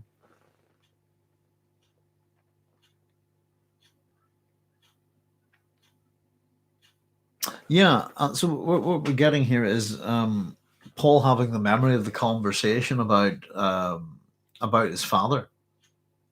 Well, I suppose Paul had said, I'll just read it to you. Paul had sensed his mother come up beside him, away from her post guarding the door. She had looked at the Reverend Mother and asked, "Do you see no hope, Your Reverence? Sorry, not for the father." And the old woman had waved Jessica to silence. Look down at Paul. Grave this on your memory, lad. A world is supported by 4 things. We'll get to those 4 things in a wee minute. But this is the not for the father thing. Now, just to sort of we were having a wee chat about hands, by the way, the last time. Just what do hands represent and so on and so forth. I was doing a wee bit of reading there, had a wee quick nosy. And let me just catch up with your questions a wee second, folks, or your comments. Brad saying, the capitalized sounds to me if the rainbow serpent that created the world in the Aboriginal Australian Dreamtime. We get quite a lot of serpent deities, and you'll find them in Greek mythology as well, David. There's we're going to come to one of them later, actually. It's to do with one of our planets, and the myth of the mother fleeing with her child being pursued by the serpent is Typhon, and in that case it's Aphrodite and Eros. Cynthia says, I must go. We'll listen to the rest later. No problem, Cynthia. Thanks very much for joining us. Thank you very much for contributing. Catch you later. Have fun. Yeah. And again, the interesting thing, Brad, is that Herbert's plundering mythology of all kinds here. And I think it really is in a very subtle way. I've often said that a number of writers do this, that whenever they want to disguise certain things, they tend to, depending on where you're writing, but I suppose it's probably getting harder to do with things like the World Wide Web. But I'm very good at picking this out. A lot of writers will go grab a myth from a different culture than their own, rewrite it, for a modern audience, this kind of thing, and basically sell it as their own idea. It's done quite a lot, to be honest with you. So yeah, we were talking about hands and so on the last time. I suppose in relation to the red hand of Ulster, there's a whole bunch of different stories, but generally the open right hand is what's called let me see, Dexter Di is the hand of God. The closed fist is different, and etc. And we have a few different things. Interestingly enough, one of the things that I've talked about before, is what's called iconotropy, which is either the deliberate or accidental misinterpretation, of myths. And in particular, there was a wee while back, a sort of Northern Irish Protestant historian attempted to create a kind of new myth for Northern Irish Protestants, and my family's name is involved in that myth. The idea, and it's not true; it's complete nonsense. The idea is that the ancient families of the Ive Crooney, if you like, and he would listed, I think he listed 7 families that survive today, which are, I think, Ennis, McInnes, McGuinness, McCarthy, MacArthur, and Sloan, and I think that's the 7. The idea was to create this kind of myth that saying that they're pre-Dalriada people, something like this, and that they left Ireland, invaded Scotland all these years ago, and then come to the time of the plantations, the people who were the Scots who were involved in the plantations of Ulster were descended from these original people. So the idea was to kind of give those descended from plantations the sense that they were originally from Ireland, more so than the people who were here.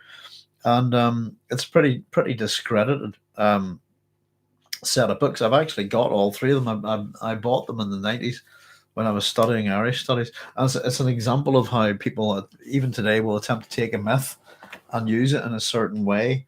And that idea has been kind of adopted by loyalist terror groups in Northern Ireland as a kind of a fake mythology, if you see what I mean. But a lot of interest to do with the hand. We're about to have a wee chat about it here again in a second. That's why I just thought I'd recap. But we'll must have a good chat some night about maybe on the Sci-Fi Friday about certain symbols and things that we find in human society. But of course, this is not for the father. And again, let me just catch the right point here. Let's see. And the old woman had waved Jessica to silence. So I just put a wee note here. Previously it's be silent. The Reverend Mother likes telling people to shut up quite a bit, I think. At this point, she just does it with a glance, I think, a wave. So we get this lesson from the Gaius Hel Mohim here. And she tells him to grave this on your memory. And we're told this: a world is supported by 4 things: the learning of the wise, the justice of the great, the prayers of the righteous, and the valor of the brave. And how this is put, I suppose,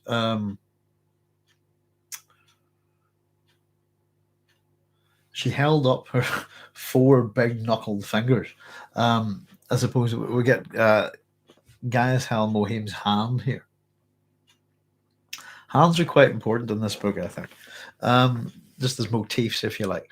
All of these things are nothing without a ruler, and a ruler who knows the art of ruling. And she tells Paul, you should make that the science of your tradition. Excuse me. Now, I think the previous chapter there was a wee comment about the feudal system that's there, and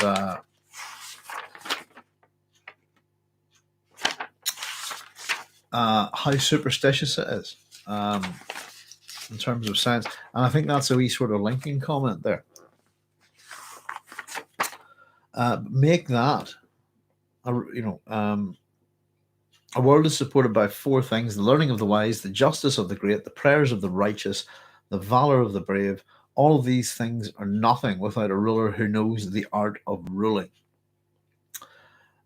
Make that the science of your tradition. And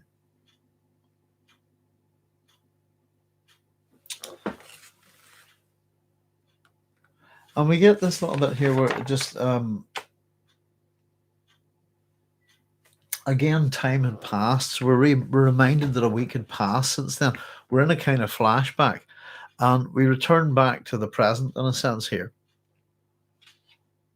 And this is the second time, as I was saying, we've had this kind of movement in time with Chani to the future with the Reverend Mother. Now we've had it back from Paul being the center of the now, Paul moving back in time to that same point, actually.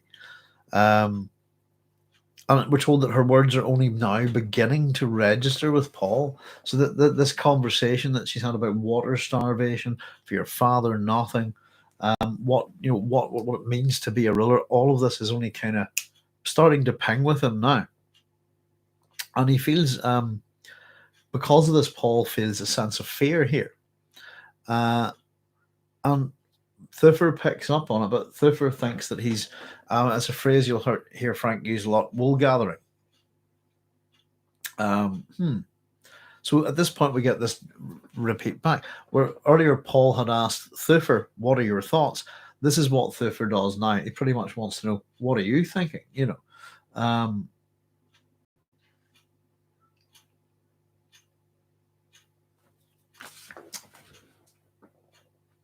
He says, where were you wool gathering that time?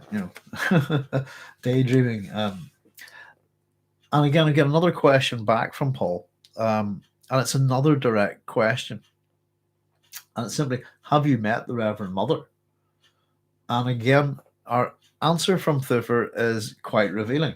The answer is yes, he has met her. But we're told his eyes quicken with interest. I met her. He calls her a truth-sayer witch from the Imperium. And there's that. She's a truth-sayer for the Emperor, but he adds the word witch. And again, just pointing out, he's also called Jessica a witch. Now he calls Reverend Mother. She's a truth-sayer witch. And it's highly suggestive that Thufir's got a prejudice here. But he's interested. Pardon me. So, let's see. Goodness, there's quite a bit in this chapter, I have to say. It's a bit lengthier than the last one.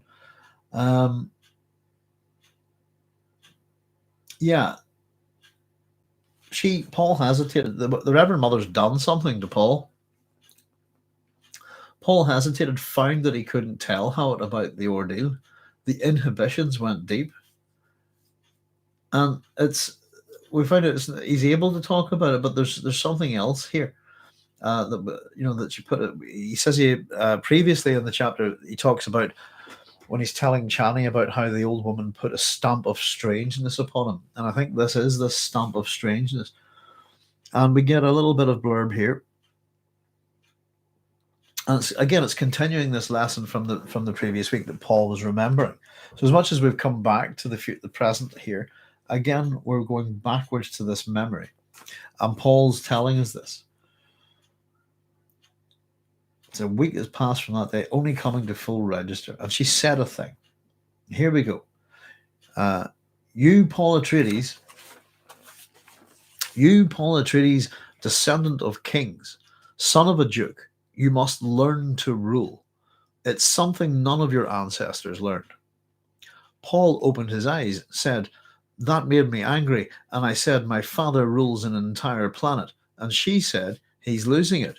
And I said, "My father was getting a richer planet." And she said, "He'll lose that one too."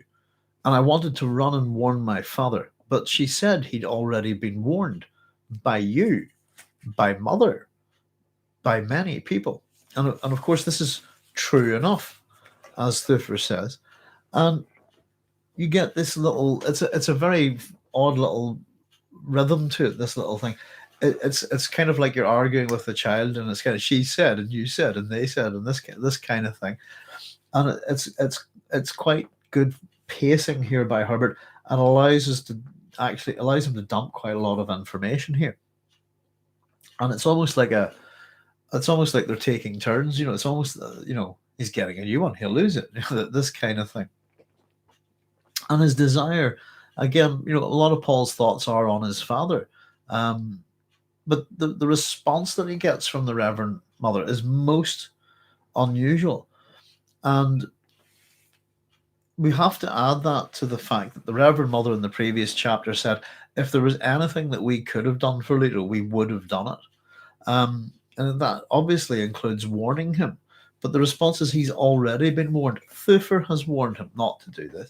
Jessica has warned him, and many other people. And again, in terms of Thufir wanting to pick Paul's mind a bit about the Bene Gesserit witch here, he agrees, yeah, that's true. There's nothing untoward about what she says. And it allows Paul to sort of ask the question, so what are we going for? And we get, interestingly enough, the Emperor ordered it. That's first of all. And the second statement is that there's hope in spite of what this witch spy had spouted.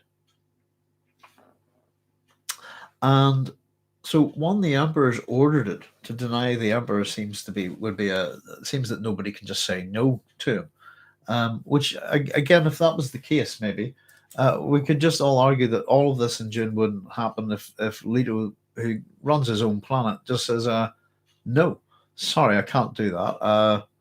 I'm going to stay at home and look after my son. Something like that, not make a very good story, I suppose.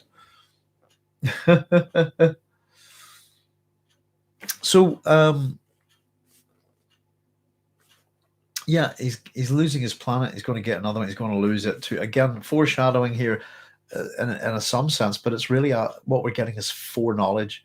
And we're also getting a sense of what it's a bit like to maybe be Paul, I suppose. Again, Thufir refers to the Reverend Mother as a witch spy. And he calls her an ancient fountain of wisdom. We have fountain, spite, and spouted there. And again, I don't know. You get the sense that maybe Thufir and the Reverend Mother would make a nice couple in some ways. They seem like they're married almost. So we get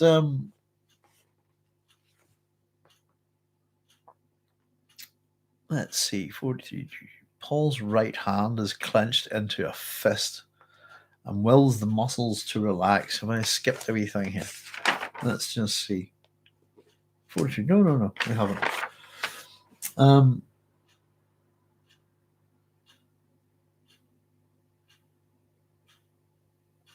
Sorry, bear with me. Trying to get it's 43 I'm looking for. And again, Paul took two deep breaths. She said a thing. He closed his eyes, calling up the words, and when he spoke, his voice unconsciously took on some of the old woman's tone.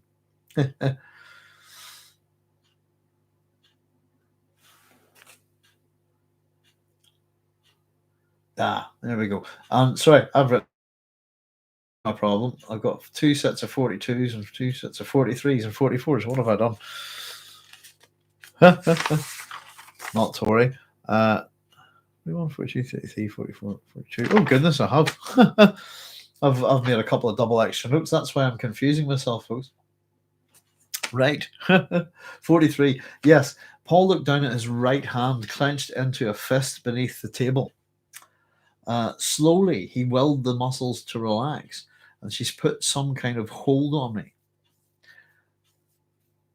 And then he tells us that she asked me to tell her what it is to rule, and I said that one commands, which is a terrible answer, isn't it? I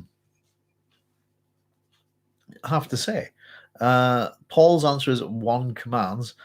Reverend Mother's response here is that he has much unlearning to do. And again, Thufir agrees. Absolutely.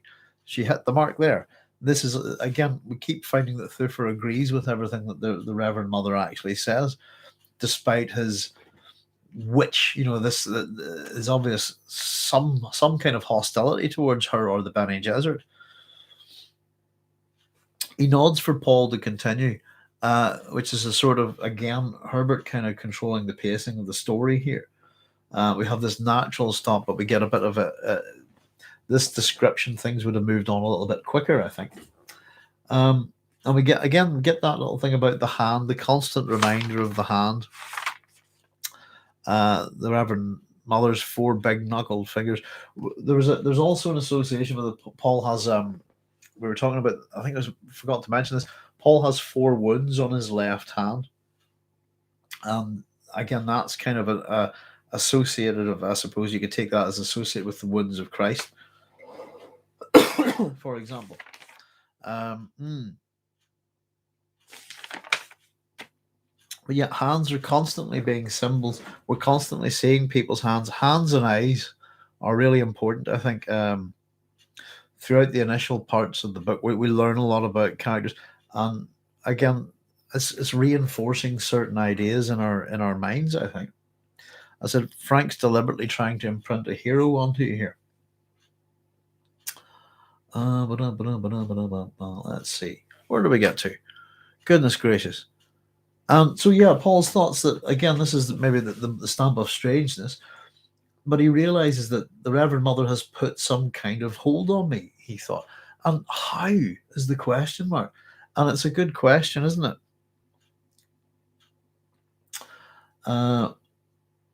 So here we go.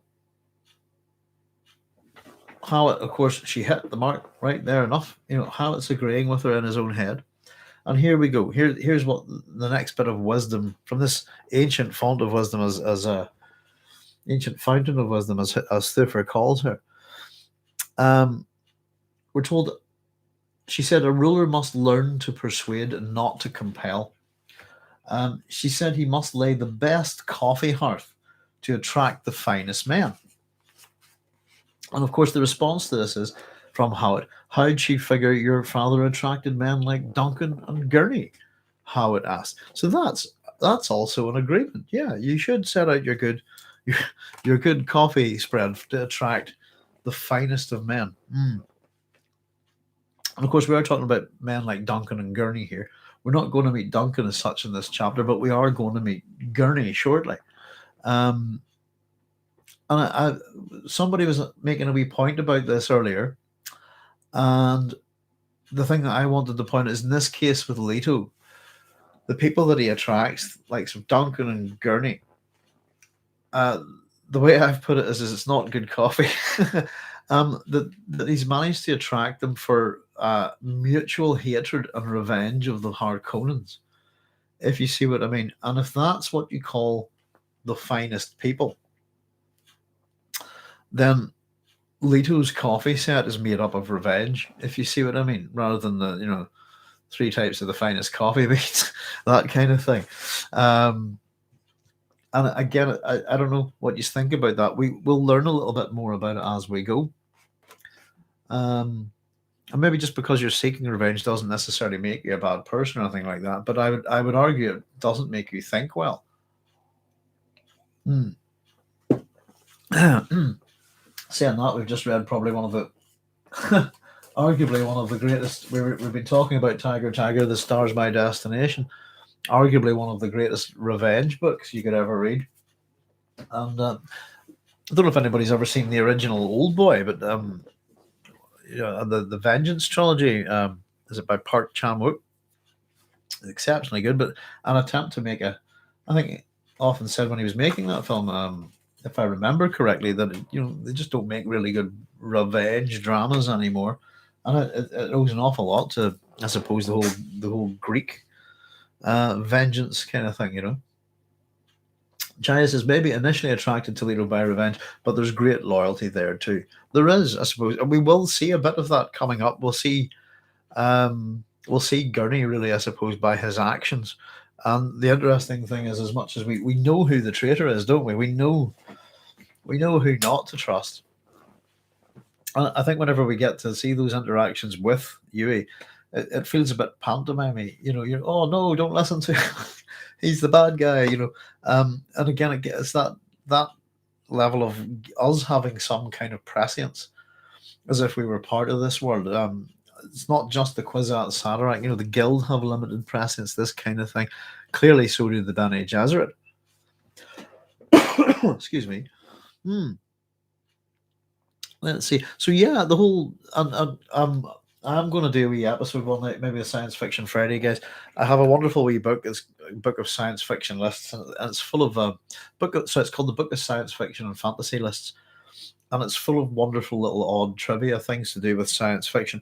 But it has a particular list of science fiction heroes who really need to know where their coffee is, if you see what I mean. And Paul Atreides would be one of them. I think it's just really famous coffee moments in science fiction. I think it'd be a bit of fun to look at. But Dune is certainly mentioned amongst those books and heroes. So yeah, how else do you think Duke Leto attracts men and women of this caliber?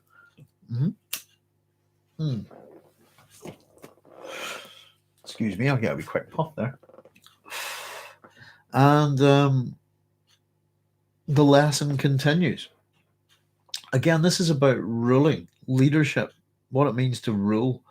And of course, if we understand Herbert's big themes in Dune, evolution, arguably the biggest. The other really dominant theme is the dangerous hero that leads. The dangerous leaders, the dangerous heroes. And Paul's answer. To how do you rule is like something that would come out of the current royal family's mouth, I suppose. It just shows incredible stupidity and naivety, I suppose. And again, I suppose the response there was that you've got a lot of unlearning to do. If that's what you think it means to rule, by just pretty much give orders, tell people what to do, and one commands, give people a command, and that's how you rule.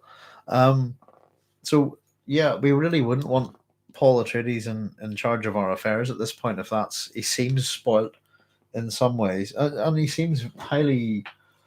He has great ability and introspection and self-awareness and emotional intelligence, things like this.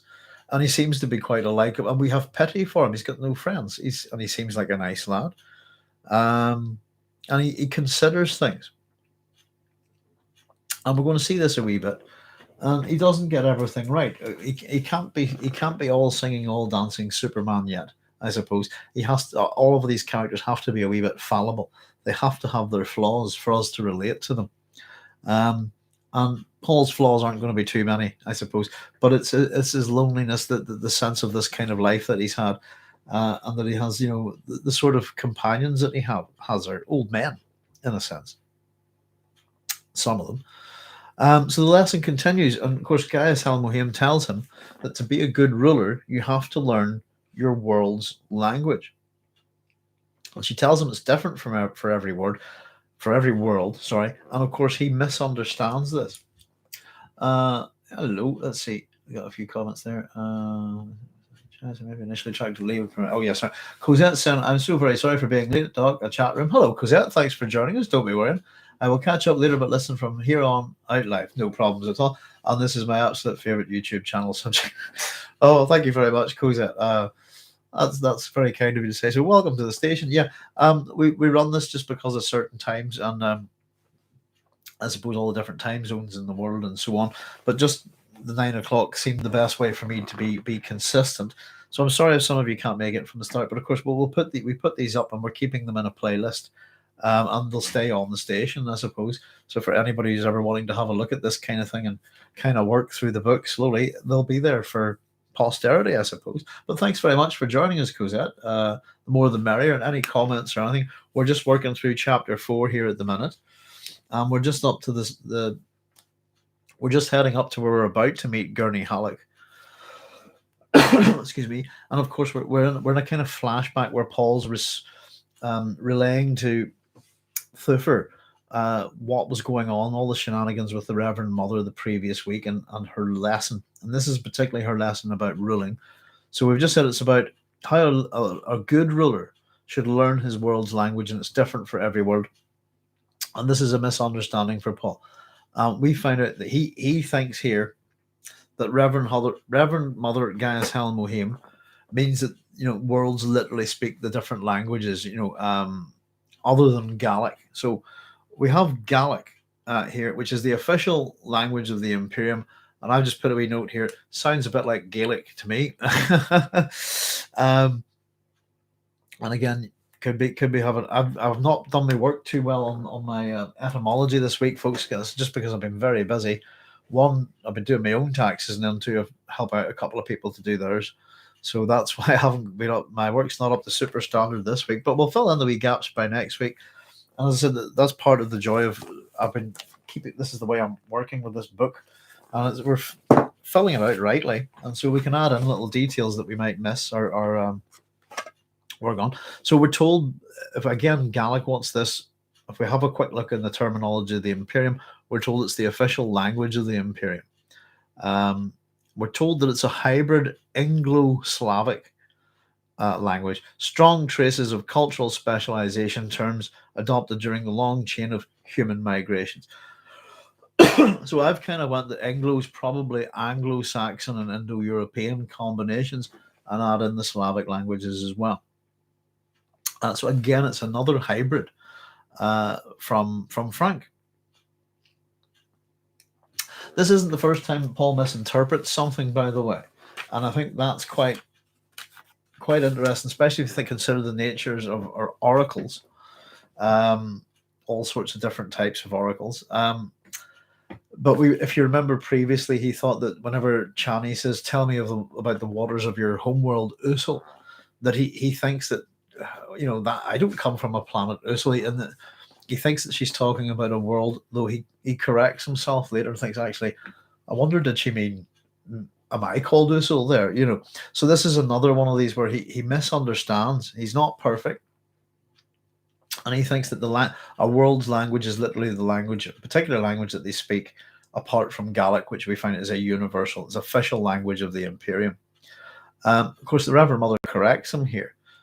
She tells him that's not it. This is the language of rocks and growing things, the language you don't hear just with your ears. And I think the next little bit is very interesting. I said, and this is Paul relaying this to Thufir, and I said, that's what Dr. Yuri calls the mystery of life. And how it chuckled. There's something funny about this. How did that sit with her? And that genuinely we get the sense that Paul says he thought that made her mad, and Thufir's poking here a wee bit as well, and you get the kind of sense that that's exactly what, if we remember back to the Paul's encounter with the Reverend Mother at this point, he's being a bit petulant with her. He's not giving her everything she wants, and he's showing that he's got a bit of backbone, that he's stubborn, and that he can stand up to her, and that if she makes a demand, he won't necessarily, make it so. I think he's a very much strong desire previously to demonstrate to Gaius Hel Mohim that he is not her serving wench, the way his mother has been. So it's interesting that we get this bit of back and forth, and I said, telling her that that's what Dr. Yui calls the mystery of life. We find out why she's mad. She says the mystery of life isn't a problem to solve. but a reality to experience. So I quoted, and this is Paul saying, so I quoted the first law of Mentat at her. A process cannot be understood by stopping it. Understanding must move with the flow of the process, must join it and flow with it. That seemed to satisfy her. The question I've written down is, did it? and so the juxtaposition, I suppose, is the difference between wanting to experience how you live your life, in a sense. Do you want to experience life, just live it, get on with it, or do you want to try and figure out what it is? And I've made a wee note that Herbert, I suppose, part of that is there's a thing in these books that Herbert's a bit miffed with, and it's to do with science fiction writers. And it's what we call the Presbyterian Fixation. And I think that this juxtaposition, I suppose, the living the life, that's the natural process, if you like. But the Presbyterian Fixation is basically mankind's desire to solve any or all of our problems with technology. Yeah. I suppose I have my own problem with both of those kind of arguments, I suppose. We're dealing with another absolute here, by the way. Let me see the reality. So, the Reverend Mother says it's not, the mystery of life isn't a problem. It's not with the term mystery of life, I think, but it's the fact that it's seen as a problem to solve rather than a reality to experience. But the next bit, a process cannot be understood by stopping it. Understanding must move with the flow of the process, must join it and flow with it. That seems to satisfy. I disagree with that statement quite strongly. But it's a philosophical one, if you see what I mean. And the next little point here is very revealing. This has kind of been a bit of an exchange between Thufir and Paul, but in one sense, it's kind of Thufir trying to get Paul to talk about it, I think, and his relief here. This is where we get this. He seems to be getting over it, Hawat thought, but that old witch frightened him. Why did she do that? So, Thufir's kind of testing Paul here just to sort of, is he okay? Seems, and again, it's being confirmed, he seems to be all right. He seems to have gotten over it. But this woman scared the crap out of him. Why? And that, again, for Thufir not to not know this is problematic for Thufir. And we've had this explained to us previously that we're going to get, it's a thing with the Mentats. And I actually view the Mentats in Dune as being very unreliable. And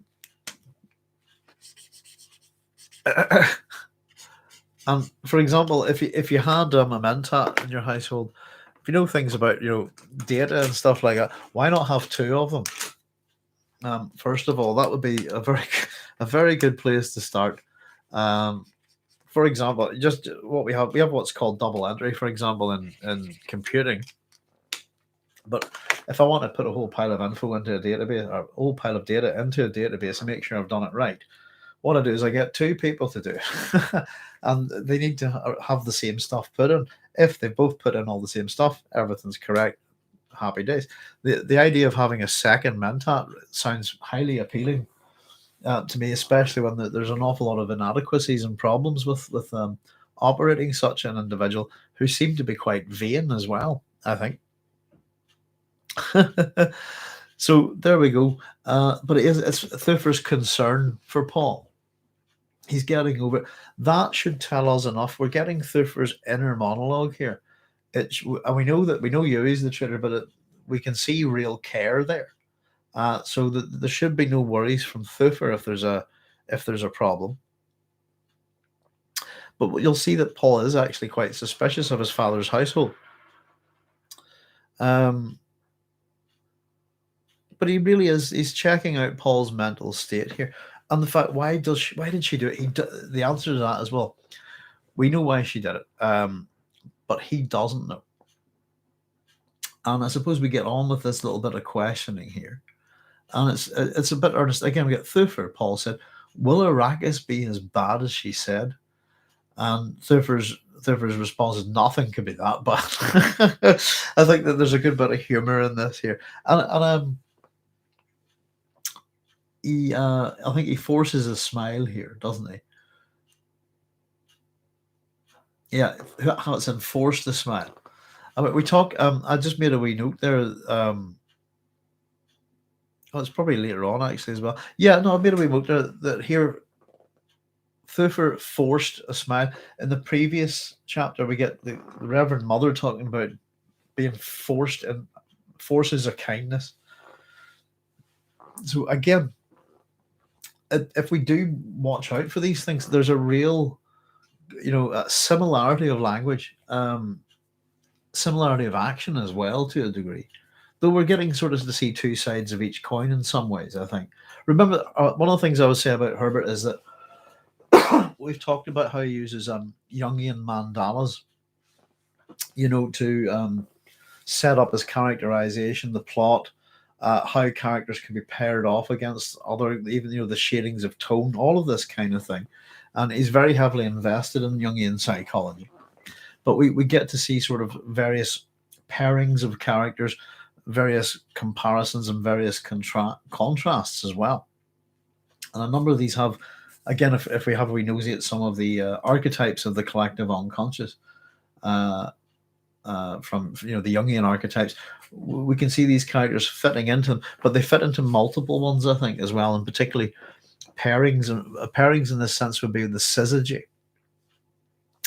And we have several characters that represent syzygies. There are male, female characters as well. But the big one in the book will be Paul and Alia, as opposed. We don't see too much of Alia in this book. Sadly, it's one of my favorite characters.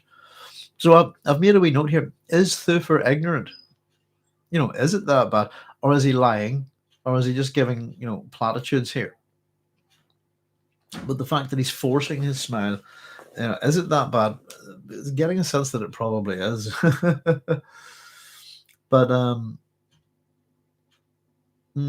let's see. We go back to the Fremen here, don't we?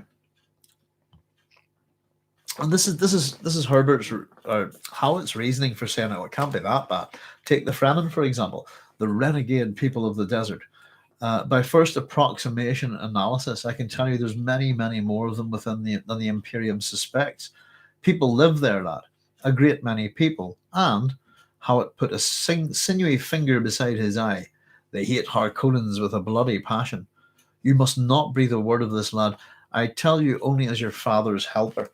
So this directly mimics Fade being told about the plan, the Baron's plan, and Fade and the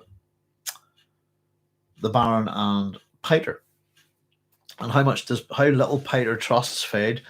Here we get a complete trust from Hawat for his master's son, knowing that I'm your father's helper. There's no harm in me telling you. You're as much a part of this family as well. So there's a very big contrast here between how Paul's treated by his father's mentat and how Fade is treated by his father's mentat. And the simple fact is that in this point, the note that I've made is Paul is trusted by Thufir. And as I said, I think at this point we should trust Thufir as well. The next little thing that we get mentioned, though, is a so the sense that Thufir thinks it can't be that bad because these people live there. And if you can live there, well, fair enough. There's got to be some way of surviving there. It can't be all bad. Yeah. And let's see. The Fremen hate the Harkonnens, by the way, the bloody passion. That's a well worth noting as well. As I said, the people that Leto surrounds himself with, the people that are Leto's allies, his teachers of his kid, etc., are going to be people who hate the Harkonnens with a bloody passion. And this is probably part of why Leto is going to go. We also know here that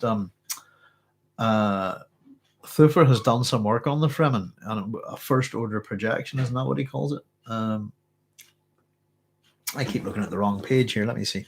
50. Yes, a first approximation analysis. It's an approximate thing. So we're told then by Paul, my father has told me of Salusa Secundus, Paul said. Do you know, Thufir? It sounds much like Arrakis. Perhaps not quite as bad, but much like. Excuse me 1 wee second. Oh, you all right? Oh, come on, Diddles. You going for a walk, love? Come on. You should just sit the word walk out loud. That would have got right. Oh, don't worry, son. Don't worry. Sorry, folks. That's just my son. God bless him. He's trying to call my dog Noodles, who's sleeping here, really quietly, so as not to. Or if he said walk, the dog would have launched itself out of there. I do apologise about that, but I'll just tell him not to worry. Ah, dear, oh dear. Just saying right on, Cosette. Jaya saying, but it's foreshadows later when a process can be controlled by threatening to stop it. Yeah.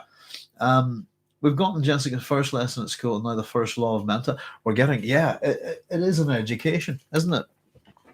And the whole overlay of Paul's tutors, the lessons, and it's exactly what we're getting. As I said, even the name Muad'Dib, this tutor. Somebody was talking about how Paul loses his teachers, but even the kangaroo mouse of the desert is a teacher of boys, and that's who he's going to become. He's going to become a teacher of men himself, I suppose, in that sense. But yeah, and of course we got Jessica the first lesson. The first Bene Gesserit lesson, which was it never submit to an animal, wasn't it? And we saw it contradicted by the Reverend Mother. After that, when she says, was it they who submit rule? And now we're back. So we've gone from submission to ruling, and they're part of the same lesson in a sense. I think that, as I said, we're still, whenever we're talking about this Reverend Mother's lesson, it's back in that we're still back in the same place that Paul as the Gom Jabbar room, except we're experiencing it now in hindsight from a week ahead. And I think the way Herbert plays with time here, moving things back and forward, etc., is very, very interesting. And again, I think it's designed to give us a sense of both history and prescience. So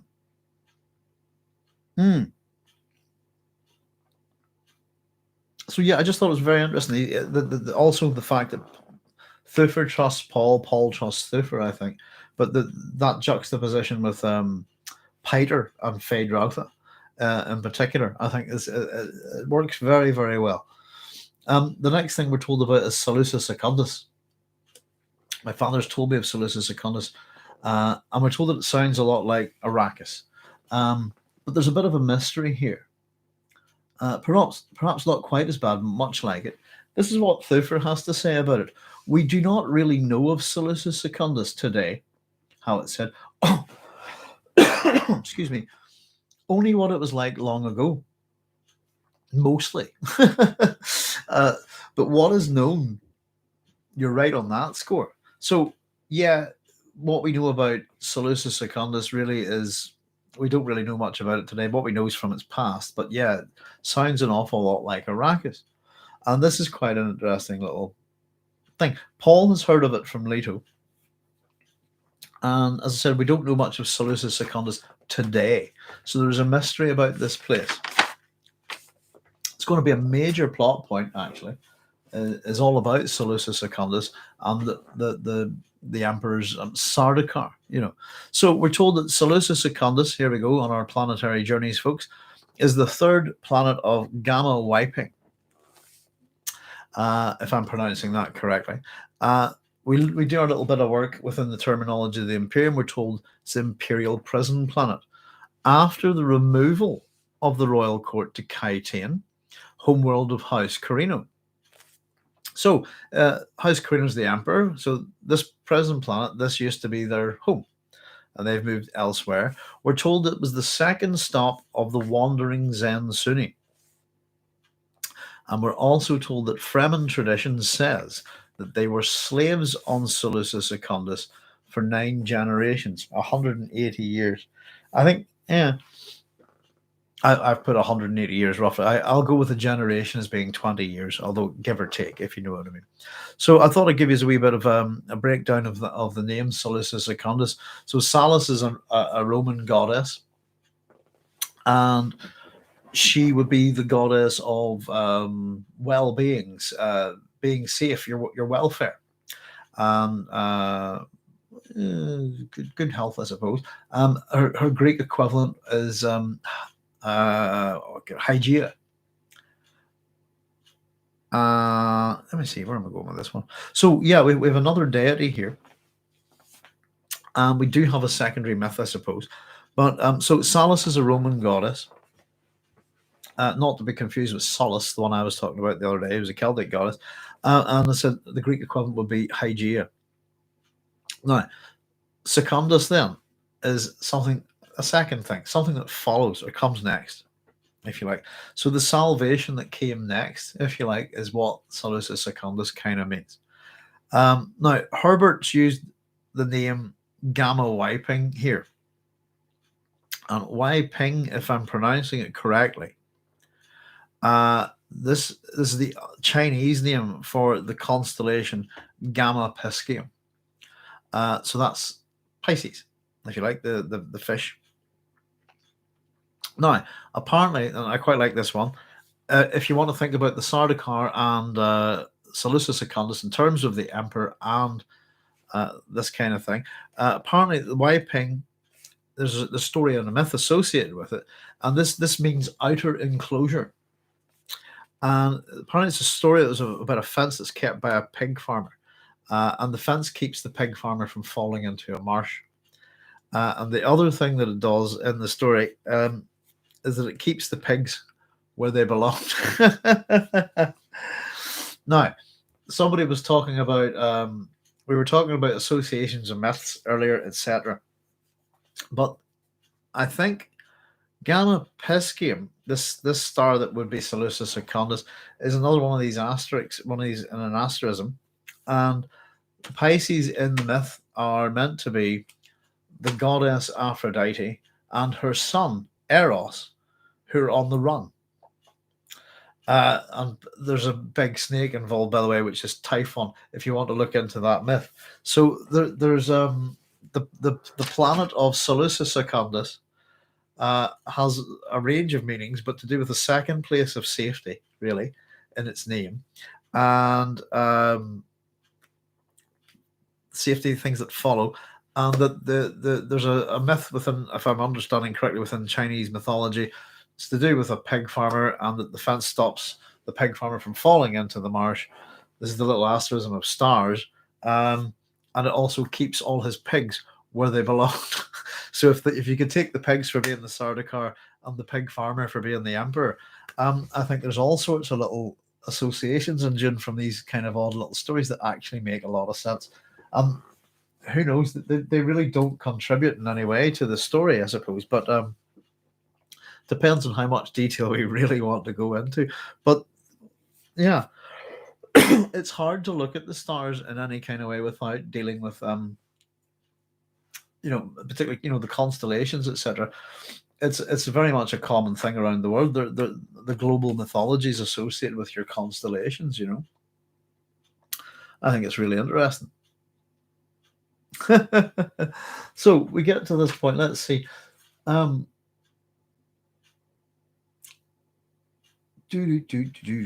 60. Let's see, where are we at? And of course, the question is, will the Fremen help?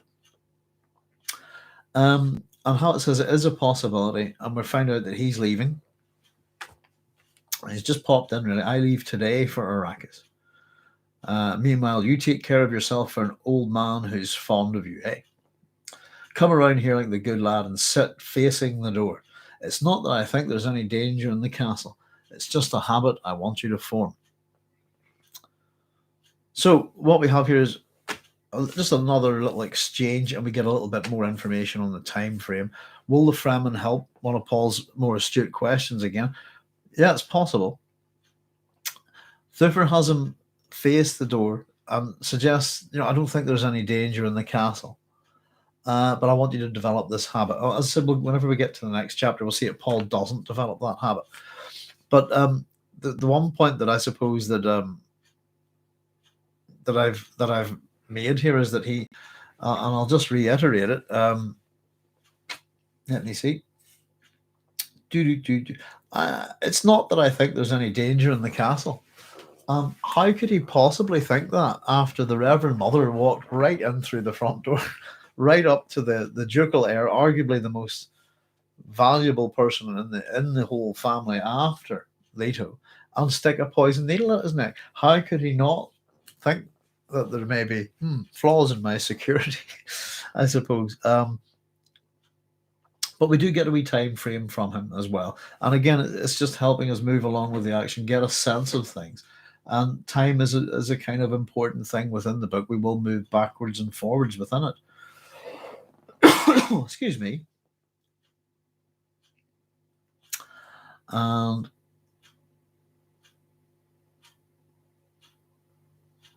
let me just check here. Time frame 61. Where are we? Yes. Paul got to his feet, moved around the table. You're going today. Today it is. And you'll be following tomorrow. Next time we meet, it'll be on the soil of, and this is an interesting phrase, your new world. So it's a particularly possessive pronoun there, isn't it? And it is a new world. Keep your knife arm free and your shield at full charge. And again, little cultural ideas. This is Hawat's advice again. More lessons. Keep your arm free, knife arm free. Keep your shield fully charged. And it ends with Paul repeating Thufir's own advice to him regarding, doors. Oh, don't keep your back to a door. So we say goodbye to Thufir. And as I pointed out to you earlier, where are we? It was how he kind of just entered the room. He slid in softly, didn't he? There we go. A grin. Don't sit with your back to any doors, Paul said. A grin spread across the seamed old face. And that's a descriptor that applied to the Reverend Mother Gaius Helen Mohiam. That I won't, lad. Depend on it. And he was gone, shutting the door softly behind. So how people come in and out of doors, I think, is quite interesting. And we're about to see that again with a bit of a compare and contrast with Gurney. I said, if you think about the doors there, we had Jessica and the Reverend Mother whirling and striding out quickly through the doors, etc. I've just put a wee note to compare Jessica and the Reverend Mother here. He's got his grin is seamed and the door shut sloppy. As I said, it's the same way he came in. And we get a little bit more introspection from Paul, a little bit of insight into his thought process. Paul sat down where Hawat had been and straightened his papers. One more day here, he thought. He looked around the room. We're leaving. The idea of departure was suddenly more real to him than it had ever been before. He recalled another thing the old woman had said about a world being the sum of many things. The people, the dirt, the growing things, the moons, the tides, the suns, the unknown sum called nature, a vague summation without any sense of the now. And he wondered, what is the now? And we've been talking a wee bit about that. We've mentioned the now, haven't we, a couple of times here. Just going back and forward, that excuse me, within the narrative, and that we've moved forward to the point where we saw Chani came back to the present, and now that present is still anchored, but we have a new future, a new present, sorry, if you like, and the present that we were anchored in is now in the past. And it should give us an idea that Herbert's going to play a wee bit with all the timey-wimey stuff, this kind of thing. It's all becoming real to Paul. And it's even, again, re-emphasized where we said even the Reverend Mother's words, it took a week for them to sink into him. And we get, I said, another lesson here. And again, we're back with the Reverend Mother. Just as Thufir leaves the room, again, it recalls speaking to the old woman. Another lesson. And a world is the sum of many things. People, dirt, growing things, moons, tides, suns, the unknown sum that we call nature. All of it together is nature. And a vague summation without any sense of the now. And Paul wonders, what is the now? And it's going to be quite an important thing, I think. It's a word that we've actually used a fair bit throughout this chapter. So, pushing on as we go, folks. It's time for another entrance. As one tutor leaves, another arrives. And we've seen goodbye to the Mentat Master of Assassins, the old man. I call him a Nestor type, by the way. Nestor's the old man at the Siege of Troy. He's the wise guy, he's the smart guy, quite old, quite wise, advises all the Greek kings, if you like. He's a king himself, I suppose, isn't he?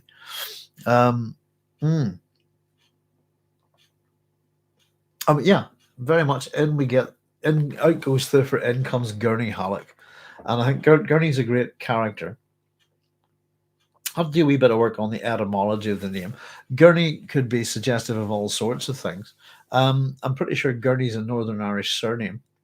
And I've just cut Gurney's a wheeled stretcher. We've named for J.T. Gurney. And there's Gurney cabs, and there was even a Gurney's Bank in the 1770s, which apparently merged with Barclays. I think it was a Quaker bank. Pardon me. It's also suggestive of Gurney. I don't mean crying. Gurney is that, I don't know if anybody doesn't know what I'm talking about. Gurney is that, the people who pull their very funny faces, and there's competitions and stuff for it, etc. Here, Halleck though is how would we put it? Toponymic name. I think it's supposed to be from the Brunswick area of Germany, and basically, Ecke, for example, on the end of German surnames, I think means in the corner. I have a friend called Stefan Scharnecke, so it'd be Scharneck if you like, but I think his name literally means in the corner of a barn. I think this one's the corner of the hall, as far as I'm concerned. Have a wee look into it. But it's quite interesting. I put a wee thing down about toponymic, patronymic, matronymic, and occupational names. So Gurney, and we get to see Paul observing him. That's another way that we get to be introduced to these characters. Paul observes him, and he comes in, and I've jumped a wee bit ahead here, but the door is banged open. He's an ugly lump of a man. He lurches through, and he's carrying a whole pile of weapons, and he also kicks the door shut. Essentially, everything about Gurney's entrance here is loud, brash, noisy, and he's probably not what he appears to be. I think, as much as he's making all this noise, he's glancing around the room, noting already that Hawat's men had already been all over it, checking, making it safe for a duke's heir. The subtle code signs were all around.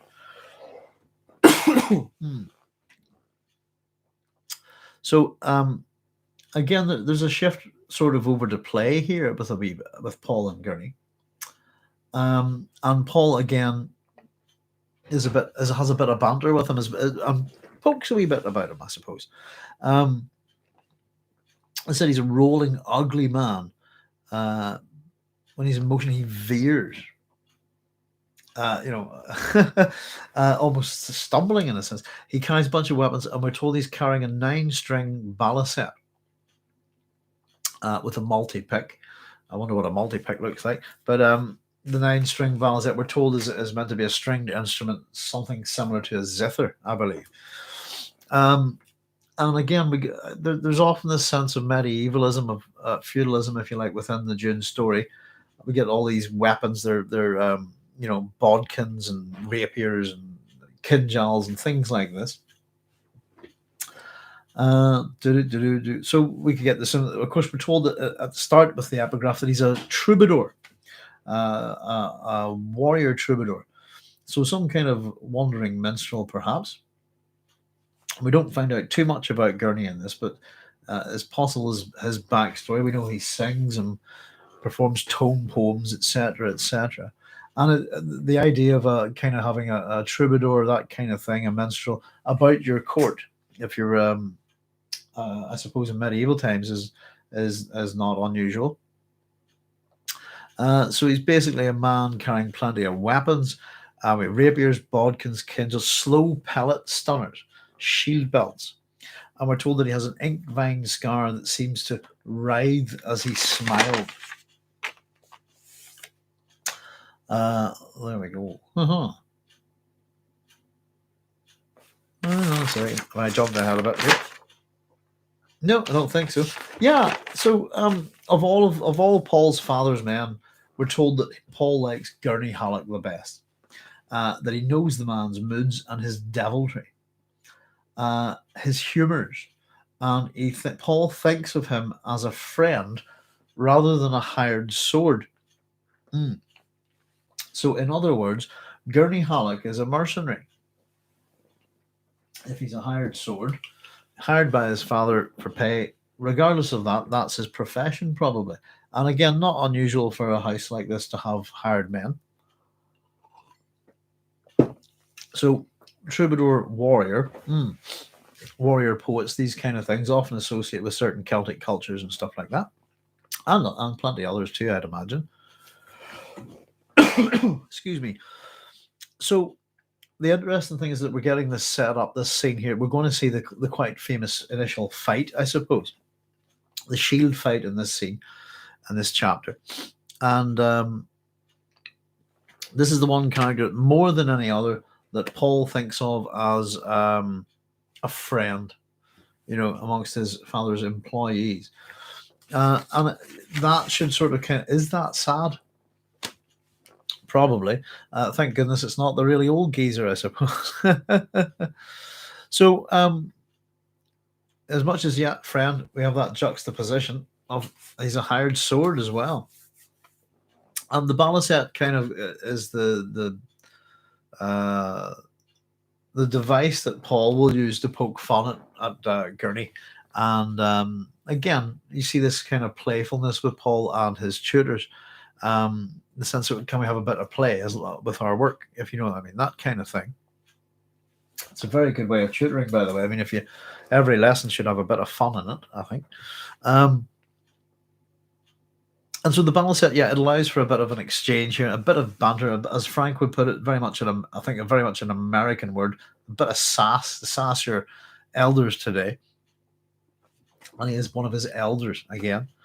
And we get a little bit of more info on, where's Duncan, Idaho? Isn't he supposed to be teaching me weaponry? So we know that Duncan's the sword master. It would make sense. Why isn't the sword master teaching this guy how to fight? In fact, what's the musician in the room doing there? And again, I suppose the connection, we'd be kind of thinking, why is he not learning from a sword master instead of this guy, and to play a bit of music on his balisette? And we actually get a wee bit of this. But where's Duncan? Again, certain characters are sort of noticeable by their absence. Where's Duncan? Isn't he supposed to be teaching weaponry? Duncan's gone to lead the second wave onto Arrakis. All you have left is poor Gurney, who's fresh out of fight and spoiling for music. And he strikes another chord. And I guess, again, Paul sort of has a bit of fun at his expense. Though it's kind of coming from Gurney as well. They're both a bit of, it's a banter. It's friendly banter. It was decided in council that you've been such a poor fighter, we best teach you the music trade so you won't waste your life entire. And, Paul saying, you better not sing me a lay then. Paul says, I want to be sure how not to do it. Gurney laughed, and he swung into Galatian Girls, his multi-pickup blur over the strings as he sang. I thought this was quite funny, really. We're talking about the last one, but we've got, the Galatian Girls. The Galatian girls will do it for pearls and the Arrakis for water. But if you desire dames like consuming flames, try a Caledonian daughter. The Galatian girls will do it for pearls and for the Arrakis for water. But if you desire dames like consuming flames, try a Caledonian daughter. I don't know. I was thinking earlier on, it kind of reminded me on Californian Girls, but I was wondering, would there have been any kind of nod from there? Because I kind of was singing it to that tune by the Beach Boys. But I think California Girls came out on 1965, the same year as Dune, I think. So, alas, well, but I was trying to put a tune to this earlier, and then I think it's not too bad. I think that's just the way it's written. Actually, it's more just like a rhyming couplet split up into 6 lines. So apparently the Galatian girls do it for pearls, the girls in Arrakis for water, and if you desire dames like consuming flames, try a Caledonian daughter. So this is basically a body sex song, if you like, and what the different women from the different worlds will do for sex. Pearls for one, water for the Arrakis girls, and then of course we don't know what the Caladan daughters do, but they're like, they're like consuming flames. So it's a little bit of the Dune universe's. I suppose it's being fleshed out a bit. We should have part of Mythopoeia, I suppose, is building up all the realistic elements, if you like, of a culture. So we need geography, we need history, we need literature, we need music, these kind of things. If you're going to do, food and drink, all sorts of things, clothing. If you're going to do, effective world building. But I just care a little bit. No, dear, not bad. So this is what we do get a little song from Gurney Halleck, just as we were promised, all the way back at the start of the chapter, where we're told, we'll sing some of Gurney's songs as we read along with the book. So there you go, a bit of prophetic thinking there. We literally have done that. Not that I'll be singing much, folks. Can't sing a note. I'm a decent enough musician, but I can't sing at all. And I've made a wee note here that Paul says that this is not bad for such a poor hand with a pick. But if my mother heard you singing a bawdy like that in the castle, she'd have your ears on the outer wall for decoration. And I've I've just made a wee note here that this piece of and I've jokingly called it pure filth might have been too much for Jessica. Suggesting I don't think that she's that prudish or anything like that, but it is just a bit of a joke. But the ears for decoration on the outer wall, as much as that is a gruesome joke, it's also highly reminiscent of something the Pelophids would do. So there you go. If you'll excuse me for 1 wee second, folks, I'm going to have to run to the loo very quickly. I'll be right back. I'll just pause and give me a few seconds.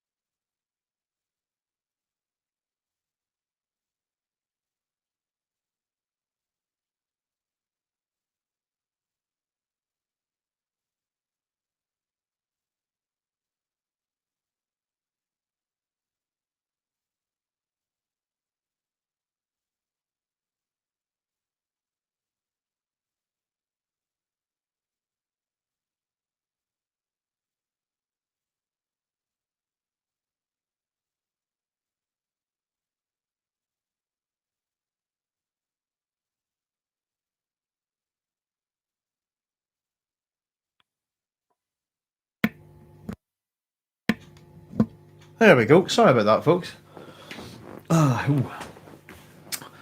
Human bodily functions and all those precious fluids and all that stuff. So let's see, where did we get to? Yeah, as much as this Paul's joking about this bawdy song, it's not exactly what we would call pure filth, is it? I thought it was quite funny. I found it remarkably tame. And so he's basically having a wee bit of a go at Gurney here. And so there's a little bit gruesome there. Gurney pulled at his left ear. Poor decoration too, having been bruised so much listening at keyholes while a young lad, I know, practiced some strange ditties on his balisette. So you get the sense that he used to listen to somebody. This is the story that he used to listen to somebody through a keyhole playing the balisette. And we get an interesting little comment from Paul. So you've forgotten what it's like to find sand in your bed? Paul said. He pulled the shield belt from the table, buckled it fast around his waist. Then, let's fight. And of course, Halleck's eyes went wide in mock surprise. So Paul initiates the fight here. And it's all very good-natured. And of course, Halleck's eyes went wide in mock surprise. So it was your wicked hand that did the deed. Guard yourself today, young master. Guard yourself. He grabbed up a rapier, laced the air with it. I'm a hell fiend out for revenge. So all of this is quite good-natured. And of course, we get another little lesson here and about to come up. It's all about a lesson in shield fighting. And I think it's a lesson in other things too. But Paul lifts his companion rapier, bent it in his hands, stood it in the aiguille, 1 foot forward. He let his manner go solemn in a comic imitation of Dr. Yui. I think that's quite an interesting one. And of course, he's cheeky to Gurney here as well. Excuse me, calling him a bit of a dolt. He's, slow, old, stupid, this kind of thing from the young lad. And off we go. We get Paul's lesson in shield fighting. So this is quite this bit that looks pretty good in most of the films, I think, and TV series. And it's quite an important lesson, I suppose. So Paul, again, just out loud gives us the lesson. And of course, what a dolt my father sends me for weaponry. This doltish Gurney Halleck has forgotten the first lesson for a fighting man armed and shielded. Okay, here's another lesson. Paul snapped the force button at his waist and felt the crinkled skin tingling of the defensive shield at his forehead and down his back, heard external sounds take on characteristic shield-filtered flatness. In shield fighting, one moves fast on defense, slow on attack, Paul said. Attack has the sole purpose of tricking the opponent into a misstep, setting him up for the attack sinister. The shield turns the fast blow amidst the slow kinjal. Paul snapped up the rapier, feinted fast, and whipped it back for a slow thrust, timed to enter a shield's mindless defenses. I think that mindless defenses is quite an interesting word there. So, shield fighting, we get a little bit of information here. Fast on defense, slow on attack. This is the idea. And that your attack is a deception, a feint, if you like, to set up your opponent for a misstep, which is followed by an attack sinister. So we have, I think I was talking about the Dexter DI earlier. Dexter is your right hand. Sorry, frog in my throat. Dexter's right, sinister's left. So we talked about watch out for this, and it's the high-handed enemy, if you like. It's the thing that comes from below. So it's always the secondary attack, and it's meant to be a deceptive form of fighting, where the main attack is the one that tricks your enemy, so that the secondary attack is the left-handed attack, if you like. The sinister attack is the one that will do them. Shields will turn a fast blow, but they will emit a slow blade. We get a little bit of stuff about them there as well. The crinkled skin tingling, and also the shield filtered flatness. It affects sound. Again, I thought that was done really well in the David Lynch version of the film. I'd still say that David Lynch's Dune, how the shields look, I think is brilliant. Actually, I like the big chunkiness to them, but the sound and everything seems to be right with them, I think, as well.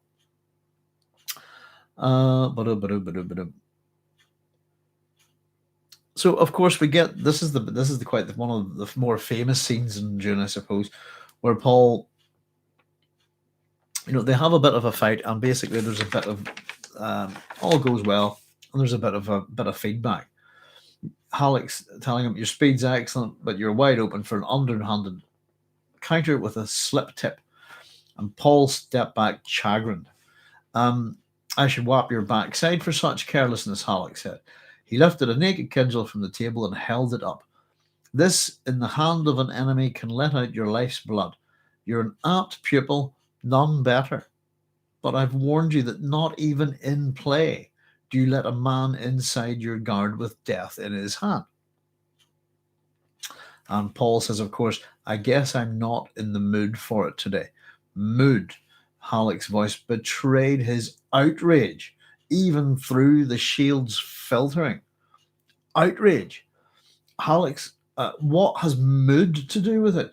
You fight when the necessity arises, no matter the mood.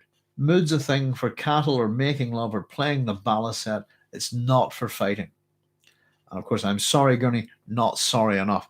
So it's quite a famous.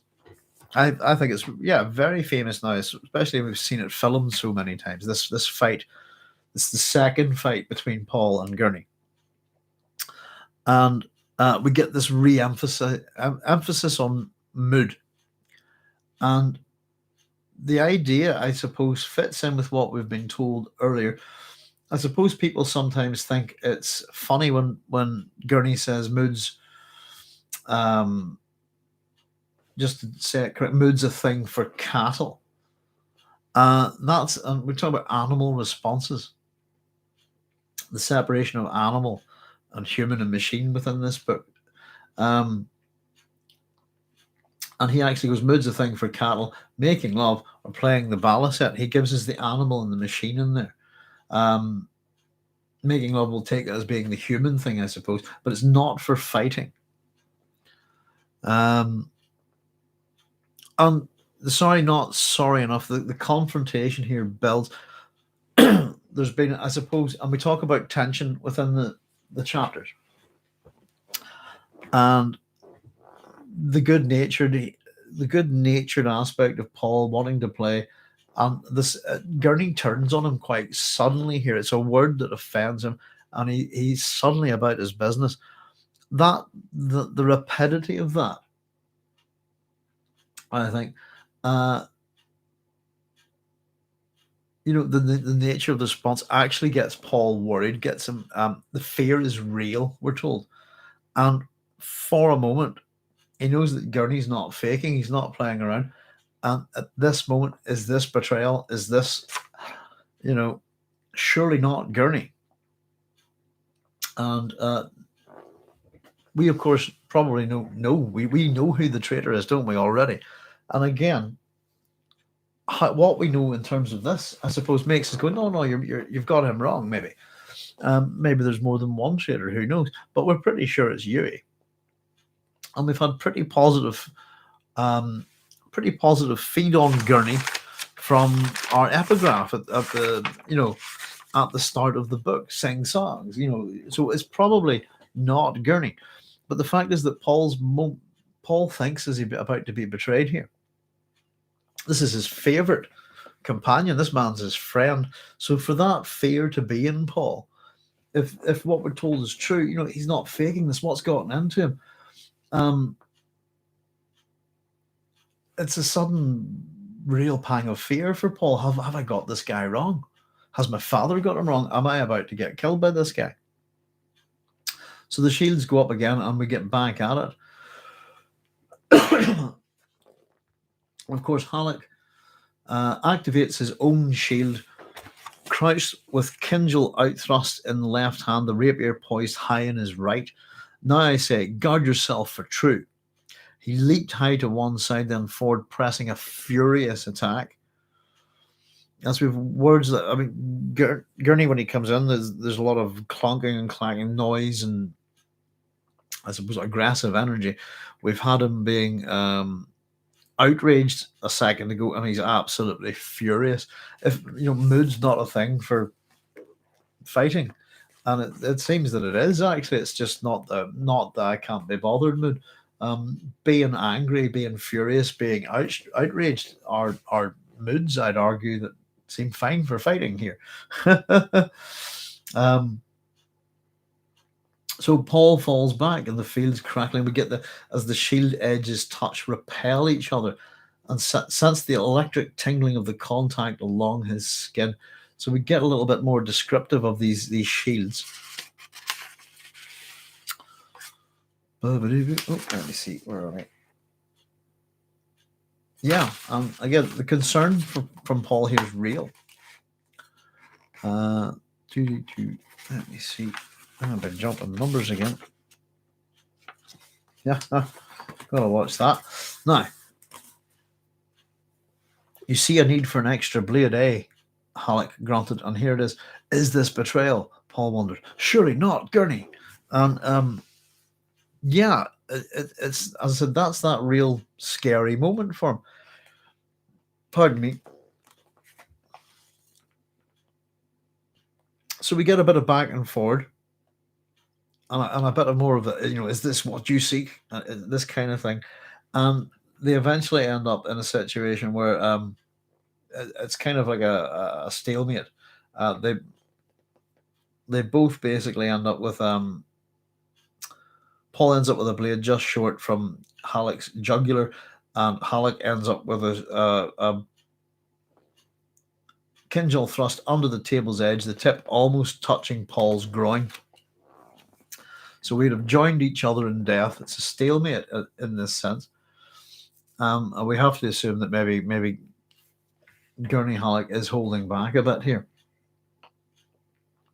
And of course, you seem to get the mood.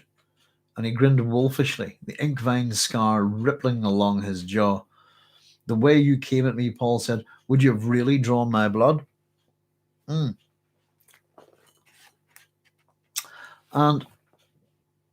we get this. Halleck withdrew, the Kinjal straightened. If you thought one whit beneath the abilities, I'd have scratched you a good one, a scar you'd remember.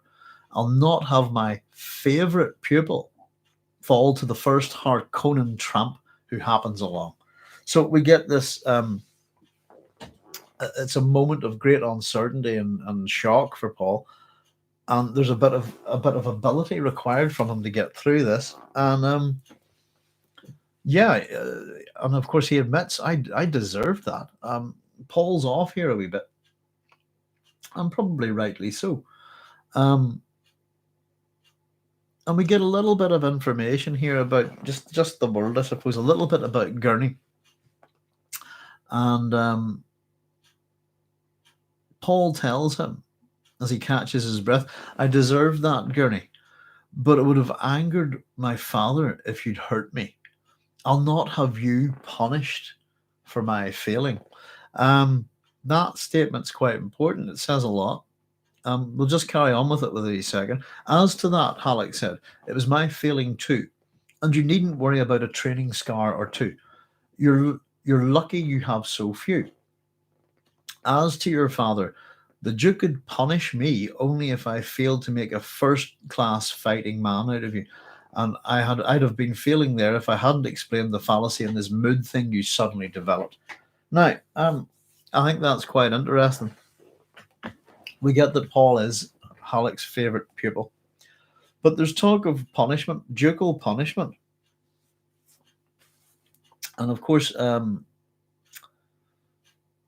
I suppose the idea is also not exactly play. We do hear, I suppose, the idea that it's not play.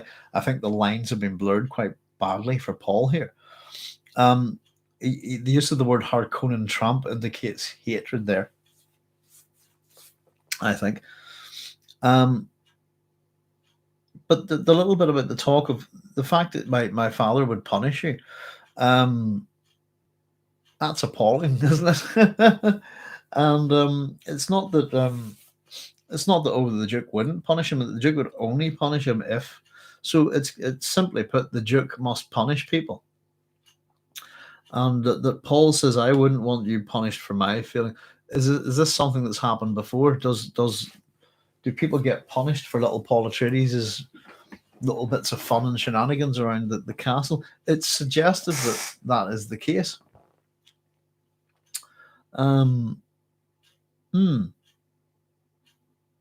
Yeah, I think it's interesting. Paul nodded, and he felt a sense of wonder at the uncharacteristic seriousness in Halleck's manner, the sobering intensity. He looked at the beet-coloured ink vine scar on the man's jaw, remembering the story of how it had been put there by Beast Raban in a Harkonnen slave pit on Giri Prime. Excuse me. And Paul felt a sudden shame that he had doubted Halleck, even for an instant. It occurred to Paul then that the making of Halleck's scar had been accompanied by pain, a pain as intense perhaps as that inflicted by a Reverend mother. He thrust his thought aside. It chilled their world. I think it's quite an interesting little set of statements. We find out that it's all been light and play and banterful between these two.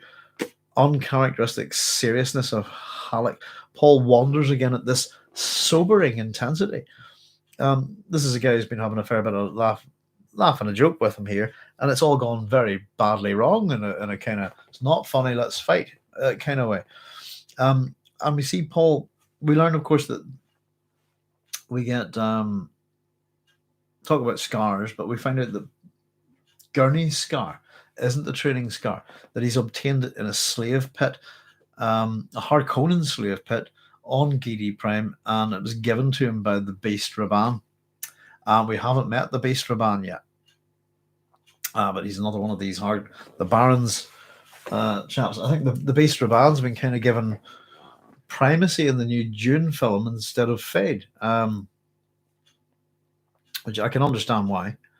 But it is, we've had this playing of tension here. Paul's humor at the same time and poking and prodding and trying to wind up this man is resulting in him misjudging him possibly, and he feels this real sense of shame and empathy for Gurney and his scar. It makes him consider it in a similar way to the Gom Jabbar. Though I think the last wee bit there is quite interesting, and just it says it chilled their world, and I just thought that's an odd little turn of phrase. He thrust this thought aside. It chilled their world.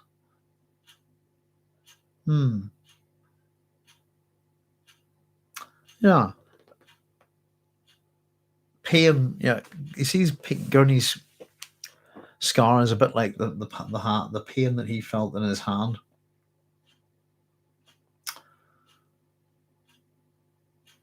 It occurred to Paul then that the making of Halleck's scar had been accompanied by pain, a pain as intense perhaps as that inflicted by a Reverend mother. Yeah, and then something burned in his... that's back to Halleck, sorry. Yes, sorry. And we get this... that's Halleck turns away and starts... Now, this is another... A lot of these characters so far have been turning away from young Paul, or from someone to hide their tears generally. And Halleck turns away to hide his emotions here because it is burning his eyes, that the tears probably. And this is over this young boy becoming a man, and this idea upsets him. And we get a very, very interesting little rant here in his mind. How soon this child must assume his manhood, Halleck thought. How soon he must read that form within his mind, that contract of brutal caution to enter the necessary fact on the necessary line. Please list your next of kin. And it's a comment on youth and war, isn't it? Please list your next of kin. War being associated with the coming of age, and it's necessary fact, necessary line. This brutal. It's a brutal thing, isn't it? And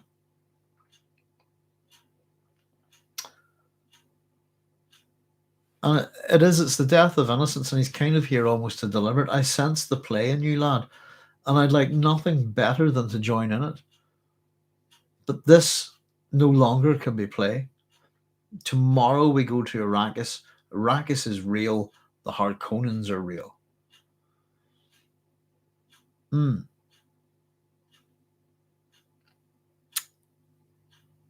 so it's sensing that Halleck's had the play taken out of him as well. Paul touches his head with the blade in a vertical salute, touche kind of thing, and gives and is it giving a nod back? There's another nod there.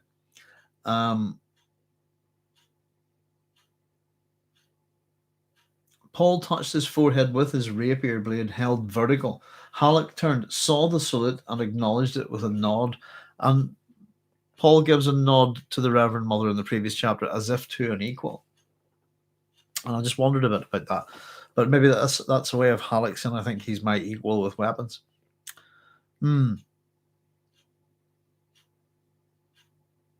So we get to this a little bit where Paul, the activator fighter, this dummy, it's been sitting there, the same dummy that Thufir was thought looked like an ancient foot soldier and felt as battered as it did earlier. And as Paul fights the dummy, basically Halleck is operating it. And what we have is we're told that Halleck's mind seems to split into two parts. One is completely alert, running the machine for the training fight, but the other, we're told, is wandering in a fly buzz. And we get this odd little thing from Gurney. I'll just read it to you. I've scribbled it all down here. I'm the well-trained fruit tree, he thought, full of well-trained feelings and abilities, and all of them grafted on to me, all bearing for someone else to pick.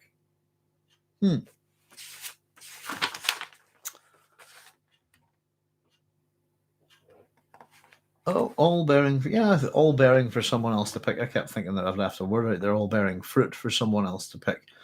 It's interesting the word fruit left out there, I suppose. But yeah, this metaphor that he's a well-trained fruit tree, full of the fruit being well-trained feelings and abilities, and they're all grafted on, but all bearing for someone else to pick, all of use to someone else. They're all for Paul to use. And I think it's a very odd little phrase. But we get this we get a little bit, we're getting Gurney fleshed out a little bit, not too much, but enough to give us a sense of his character, perhaps.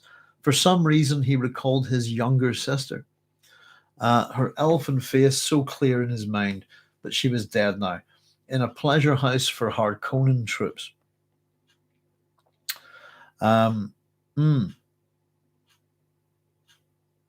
So obviously we're starting to see Gurney's motivations here.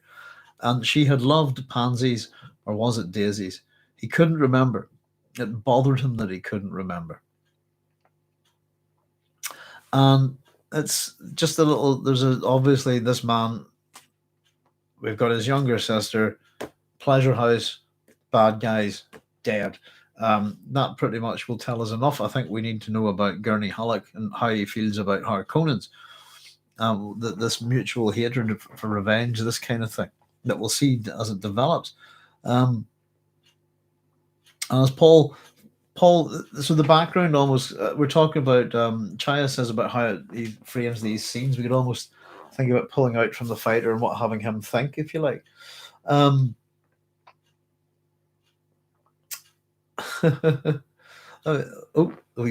Somebody said not a subscriber of the Enoch Powell School of Oratory. Then I must have missed that one. Let me see. Wee potty break, yeah.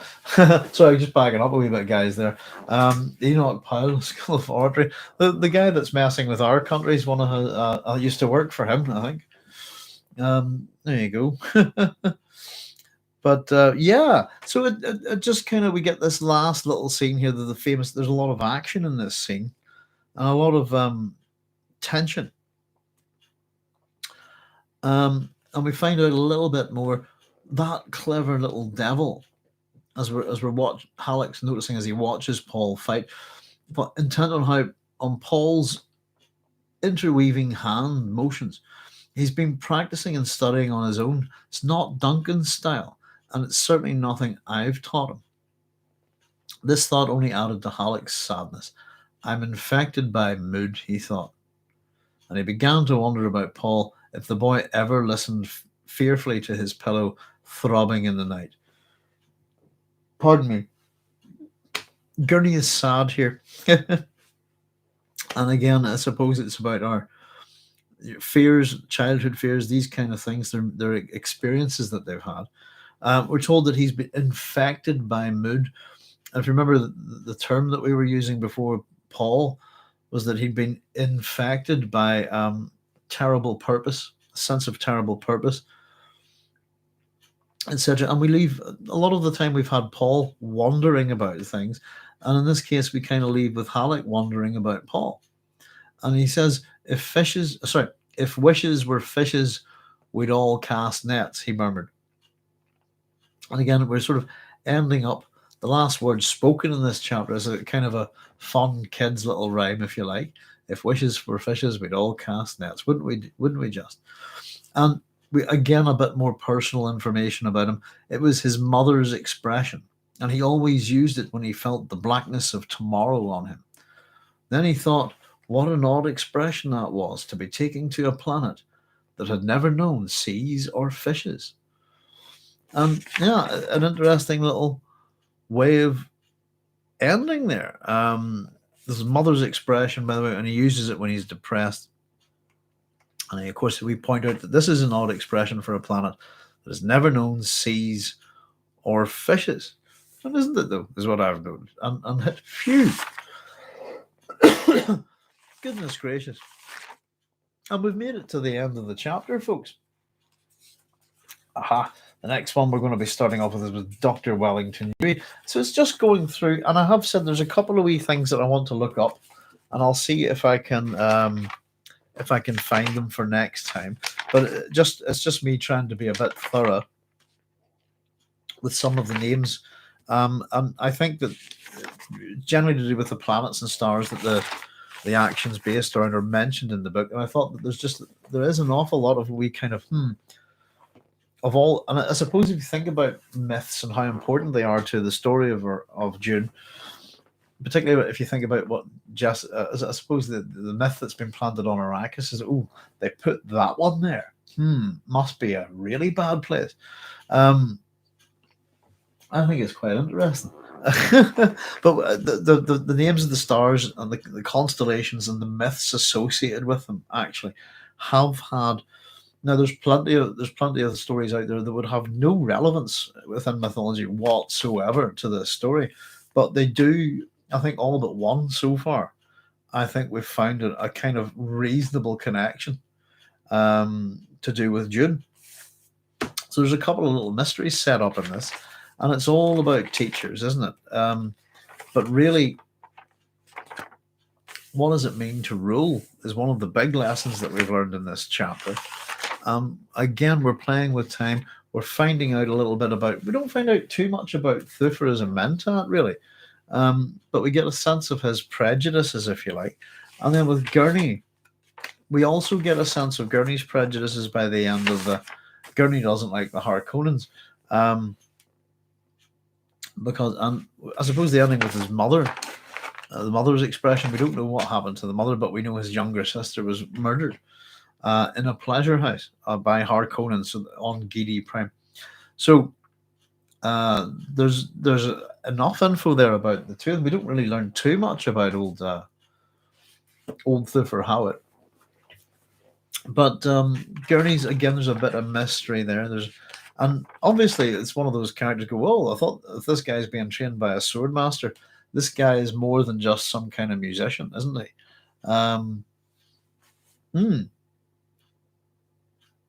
Colleges and campuses, I enjoy Dune's focus on the primacy of being human, not aspiring to be other.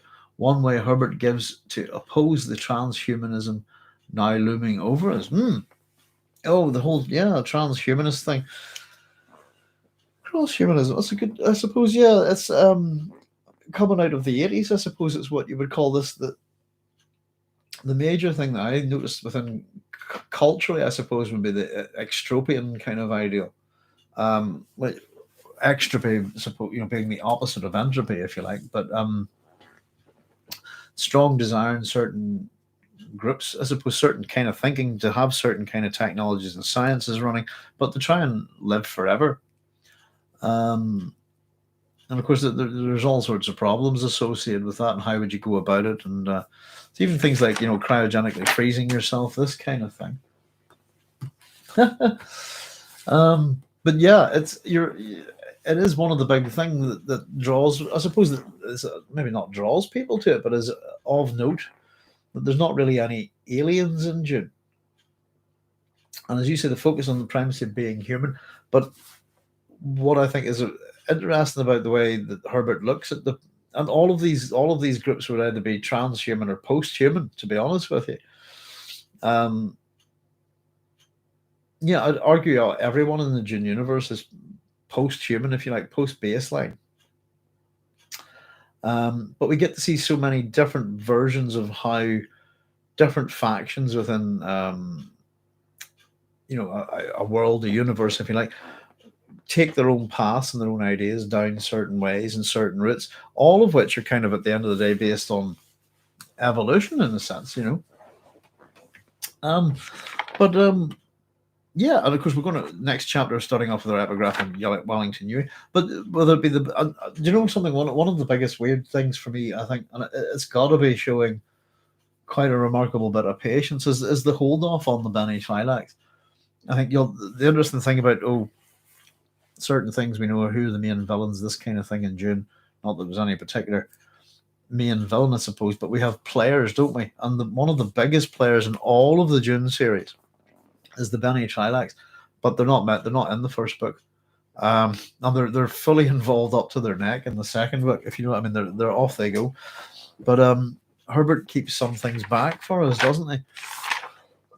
But in terms of being introduced to his teachers, we've got a little bit more about Arrakis. We've got the way the entire universe works as well in here. The learning of the wise, the justice of the great, prayers of the righteous, valor of the brave. Being wise, being great, being righteous, being brave, I suppose. But nothing without the art of ruling. Yeah. It's a good wee chapter, and it's of all of the characters really so far. If we think if we're doing a rundown, we've met Gurney and Halleck here in terms of our list of tutors. We've met these two. We've met Jessica. Of the list of tutors that we have for Paul, 1, 2, 3, 4, 5. There are 6 given. So Gurney, Thufir, Duncan, Wellington Newey, Lady Jessica, and Duke Leto. So at the minute, the only person that we've really met we've seen the Lady Jessica and her Bene Gesserit teachings, etc. Now we see Gurney and Thufir, and they're just a brief introduction to these men that are a big part of this young man's life. They're his teacher companions.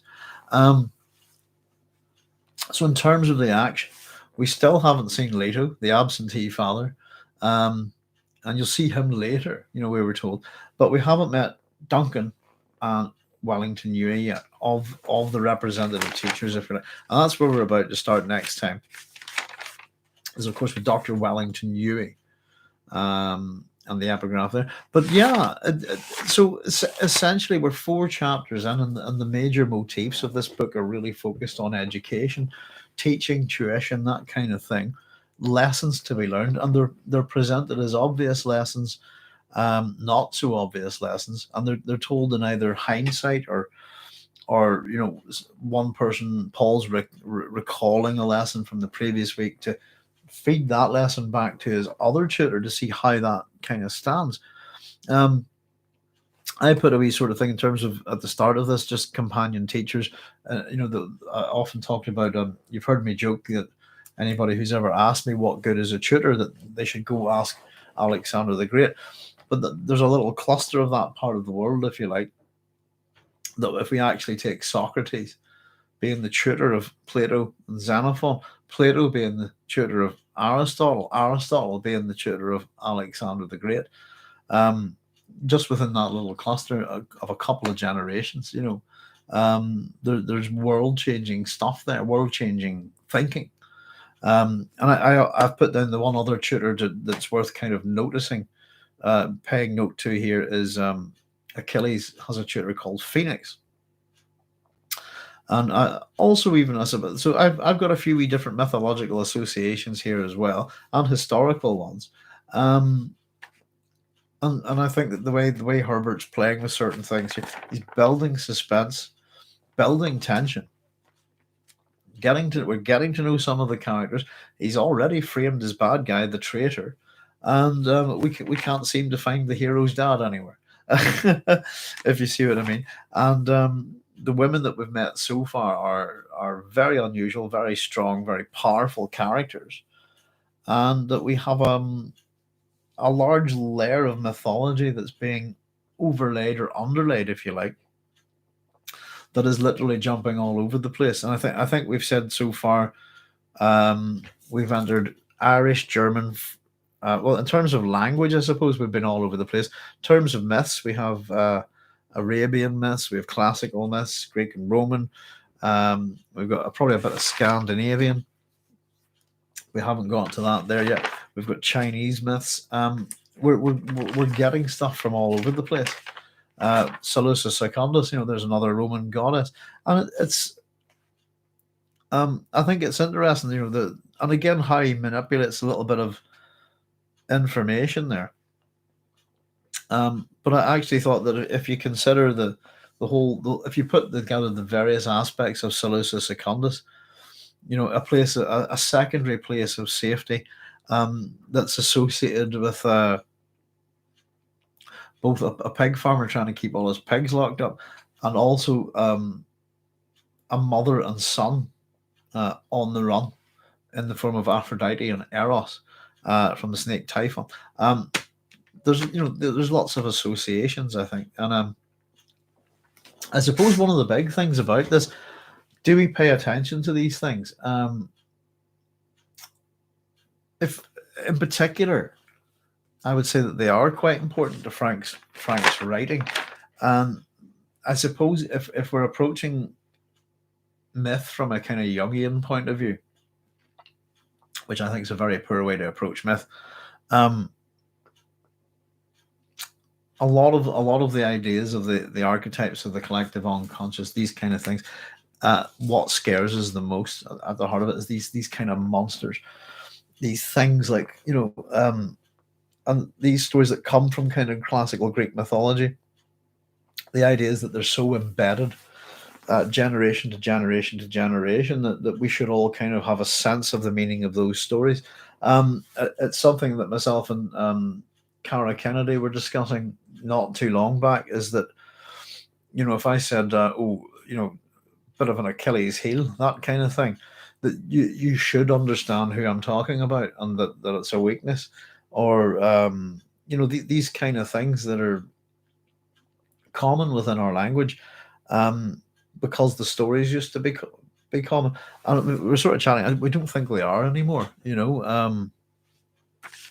I think education's becoming more elitist and lined up for payment, if you like. It's becoming just another commodity, which I don't really agree with. And it's kind of one of the reasons why we did the whole Dune PhD thing and put it up as the Dune series piled higher and deeper. As I thought it was wrong that the only people ever going to, if any academics ever say it'd be wrong, that nobody else would. And the fact that I have to pay to see my own PhD, providing I didn't have it, if I didn't have a copy of it. But we're starting to see that, I think, the use of information, education, just everything's a commodity.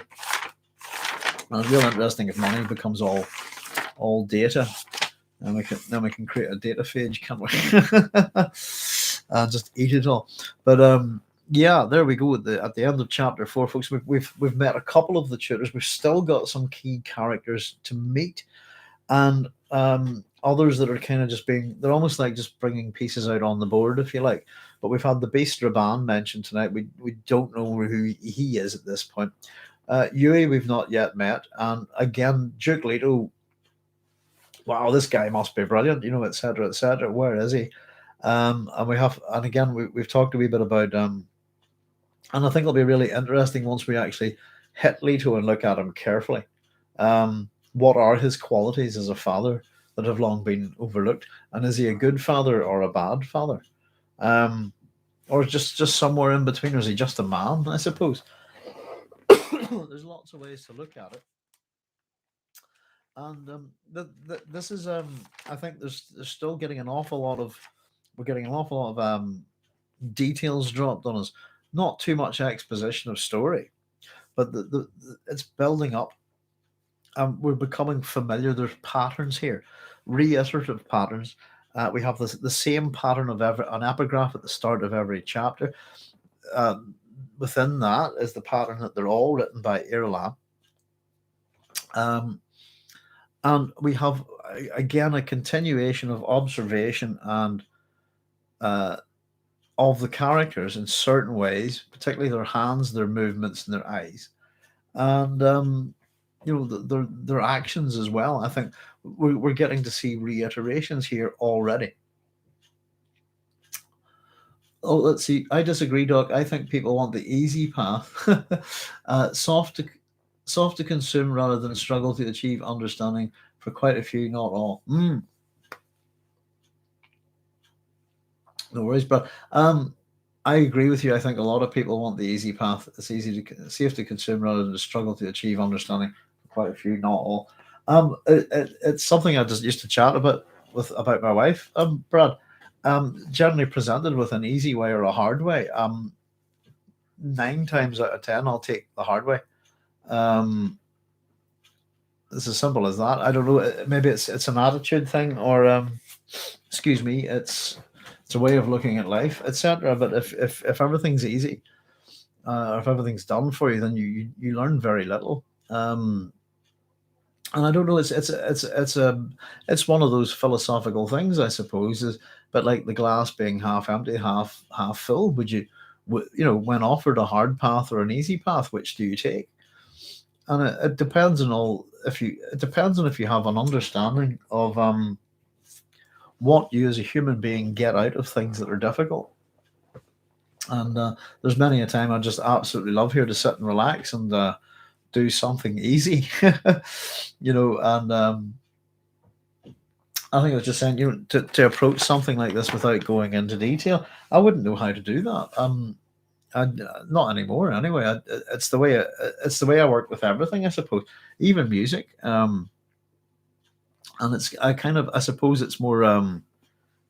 I suppose it's more the classicist in me. I like evidence. I like to find things out. I like to get to the heart of the matter, if you like. But in particular with first principles and stuff like that. If you're going to study something, start at the beginning. I've often said this actually to folks, but so I'm a classicist and I'm a computer scientist, and I have I've got degrees in classical studies, Irish studies, English literature, computing and information systems, and I have a doctorate in philosophy. So I'm a multidisciplinarian. But when it comes to dealing with literature, I have I suppose culturally, only maybe from a Western point of view, if we want to include that. But I have a massive advantage over anyone who studies literature. Simply put, I have access to the study about. If you think a lot of English, they call it English literature, I suppose, and it's a name that we've been trying to get away from over here, but we should just call it language and literature, if you like. But a lot of students within literature programs will kind of begin, probably the earliest thing they're ever going to read is Beowulf, I'd imagine.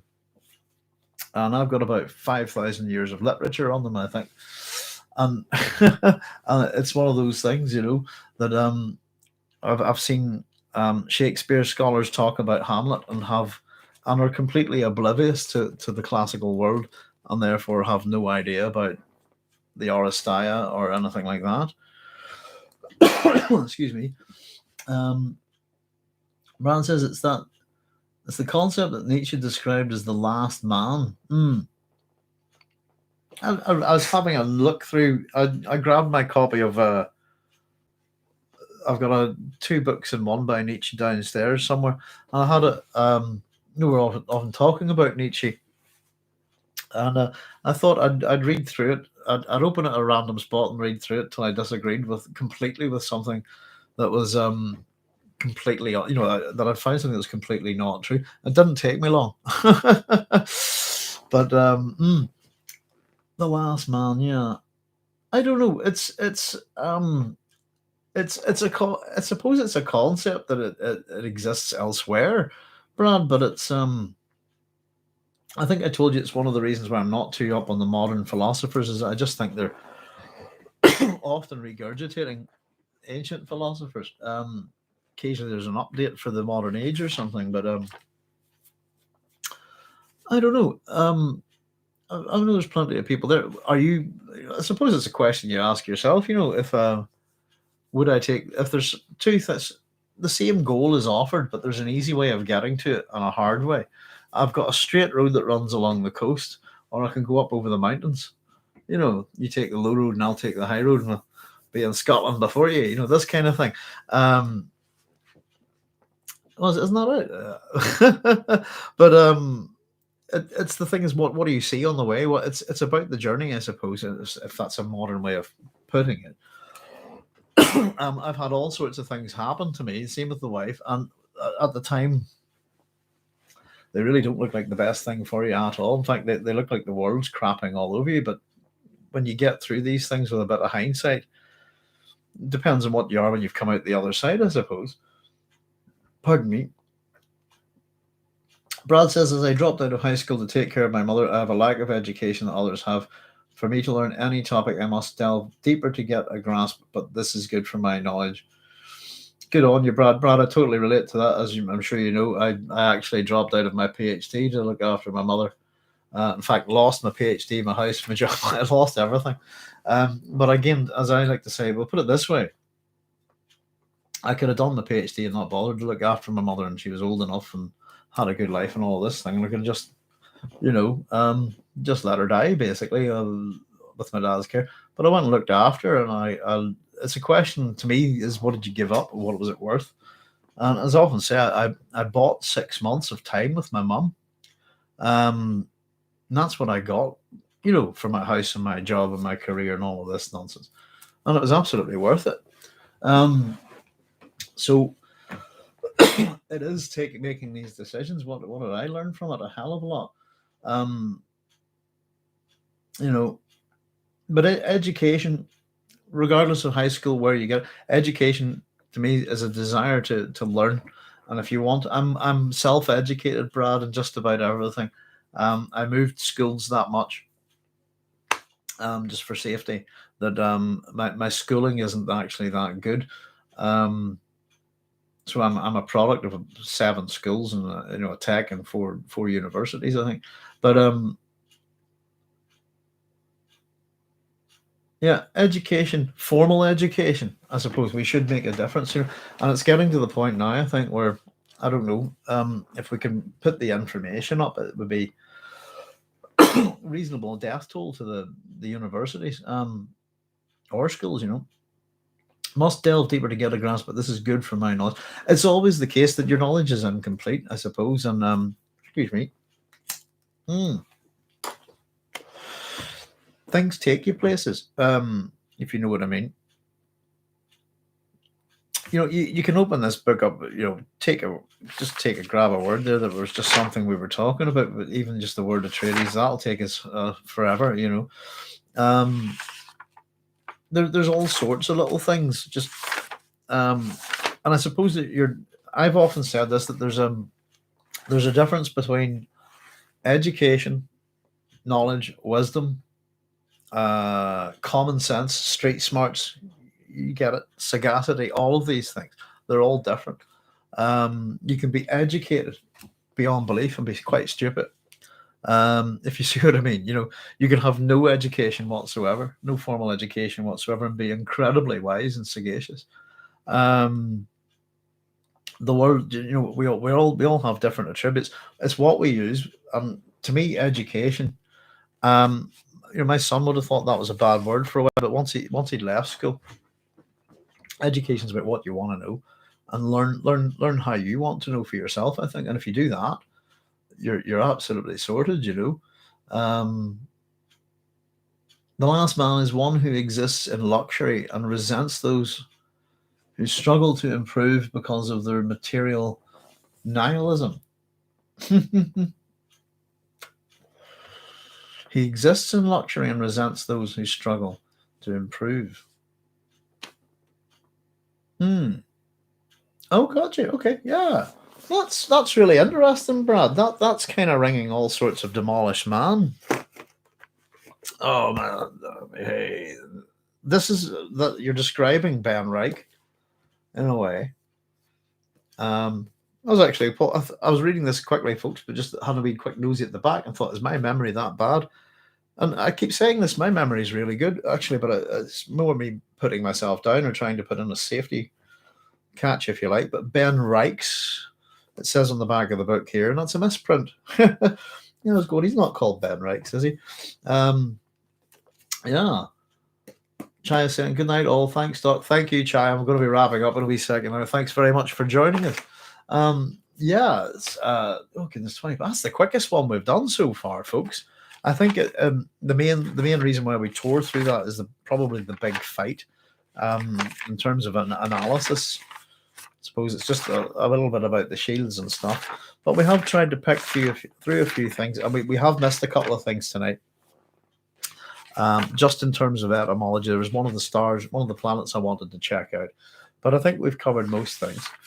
And I wanted to just double check a wee bit on the etymology of Thufir Hawat as well. But I think there's quite a lot of people doing work on names and things like that in Dune and so on. But yeah, I think it's quite interesting. I actually find one of the really strange little analogies that's presented there is that last fruit tree thing by Gurney. I think Gurney's an odd character, and I'm not too sure Frank's building him up right sometimes, but he's a pretty good character actually in the end. Brad says, sorry for sidetrack, you should keep it for Friday night. Not at all, Brad. I'm just winding down now. We've got through the chapter. It's taken a fair amount of work, this, to be honest with you guys. I'll just show you what I've done so far. But this is my annotated that'll go with this copy of the Dune, but not the minute. Goodness gracious. So we're just I don't know if you can see this or not, but we've got quite a chunk. Hey, of stuff on the 4 chapters, really. We're kind of just trying to just work at it as we go and annotate the heck out of it. The idea came to me really, Brad. I was saying that I've got a beautiful collection of Sherlock Holmes books. I'm missing the one with the actual. There's another volume that goes with it, but they're the annotated Sherlock Holmes. And you were talking about learning deep. And the books are so heavy I can't hold them in my hands. I need one of them readers. But they are annotated beyond belief, and the level of detail in them that if you're an absolute Sherlock Holmes nut, they would be your favorite. Oh, I am a Sherlock Holmes nut. They would be your favorite thing ever. I'll never buy another copy of Sherlock Holmes or anything. I've got these incredibly beautiful annotated ones. And it's kind of what gave me the idea for what should we do with this book club, as opposed to me sitting and going, "Oh, this is what happens." I thought it would be a good idea to pick it apart, and it gives me something to, I suppose, structure and a way of talking about it. And as I said, I do kind of have a sense of these books from differing points of view. So I just thought I'd look at it as a bit of blur on a wee way of looking at Frank working at his craft. I thought I'd look at it this time. I'm kind of trying to pay attention to his use of poetic devices and things like assonance and consonants we had in there. And, his use of, basically, he's kind of operating on a rhetorical level, I would say. There's lots of rhetorical techniques here. I said stuff that I would teach sometimes to GCSE students. But don't be worrying about sidetracking, guys. I said we got through the book club tonight, and I said that the one thing we were talking about, that last man idea, being very similar to I suppose the character of Ben Reich, and his name should be pretty suggestive, shouldn't it? And I was actually just wondering about this book, and I was wondering a wee bit about the Tiger that I've been reading, because I'm remembering the books differently, and I think it's to do with how the books are published depends on how the words that move within the text. And I might be wrong, actually. Seem to recall a conversation in this book in the form of a triple helix. But I've only just picked it up, and I have to have a nosy. But Tiger and the Demolished Man, we're going to be doing videos on them real soon. Hopefully have my Tiger up next week. As I said, if it wasn't for the fact that I had to get my taxes done. Which is all well and good, but if we're talking science fiction chops, as I like to say. If we don't know Tiger, we should, because it's a book that's often compared to Dune as this is the best science fiction book ever. And as much as that's so my edition here is the greatest science fiction novel of all time, the GOAT, isn't it, as they call it. I always think it's a bit disingenuous to people who've yet to be born, but but as I said, there's stuff there that's familiar. And I was mucking around just for a bit of a giggle there tonight, trying to play Gurney Halleck's. In fact, I did play Gurney Halleck's Caledonian Girls. Galatian Girls, to the theme of or to the tune of California Girls. So I was doing a bit of Beach Boys there earlier, folks. But yeah, I'll tell you what, folks. The wife's in and the young lad's about to hit the hay. Is a bit late. I thought I'd have been only going for 2 hours. I'm totally wrong. It's 3.5 again. So sorry. So there you go. No, all of these are turning out to be the same length. I thought I'd cut through that chapter a bit quicker, but I genuinely was deluding myself. So there we go. But I'll tell you what, folks. It's into Friday now, so I will see you again later on tonight at 9 o'clock for our Science Fiction Friday. I want to have a wee chat about a few things, and we'll try and wrap it up for about midnight, because then it'll be my son's birthday, and we'll have to have a bit of party time with him, I think. So in the meantime, I will say thank you very much, all of you, for joining me tonight on the Dune Book Club. And as I said, if you'd like to join me for 9 o'clock tomorrow, well, it'll be Science Fiction Friday, where we open it up to everything to do with science fiction and all sorts, and Dune as well. So thanks very much, guys. And all of you, take it easy and look after yourselves no matter where you are. All the best, and thank you very much. Good night now. And see you later.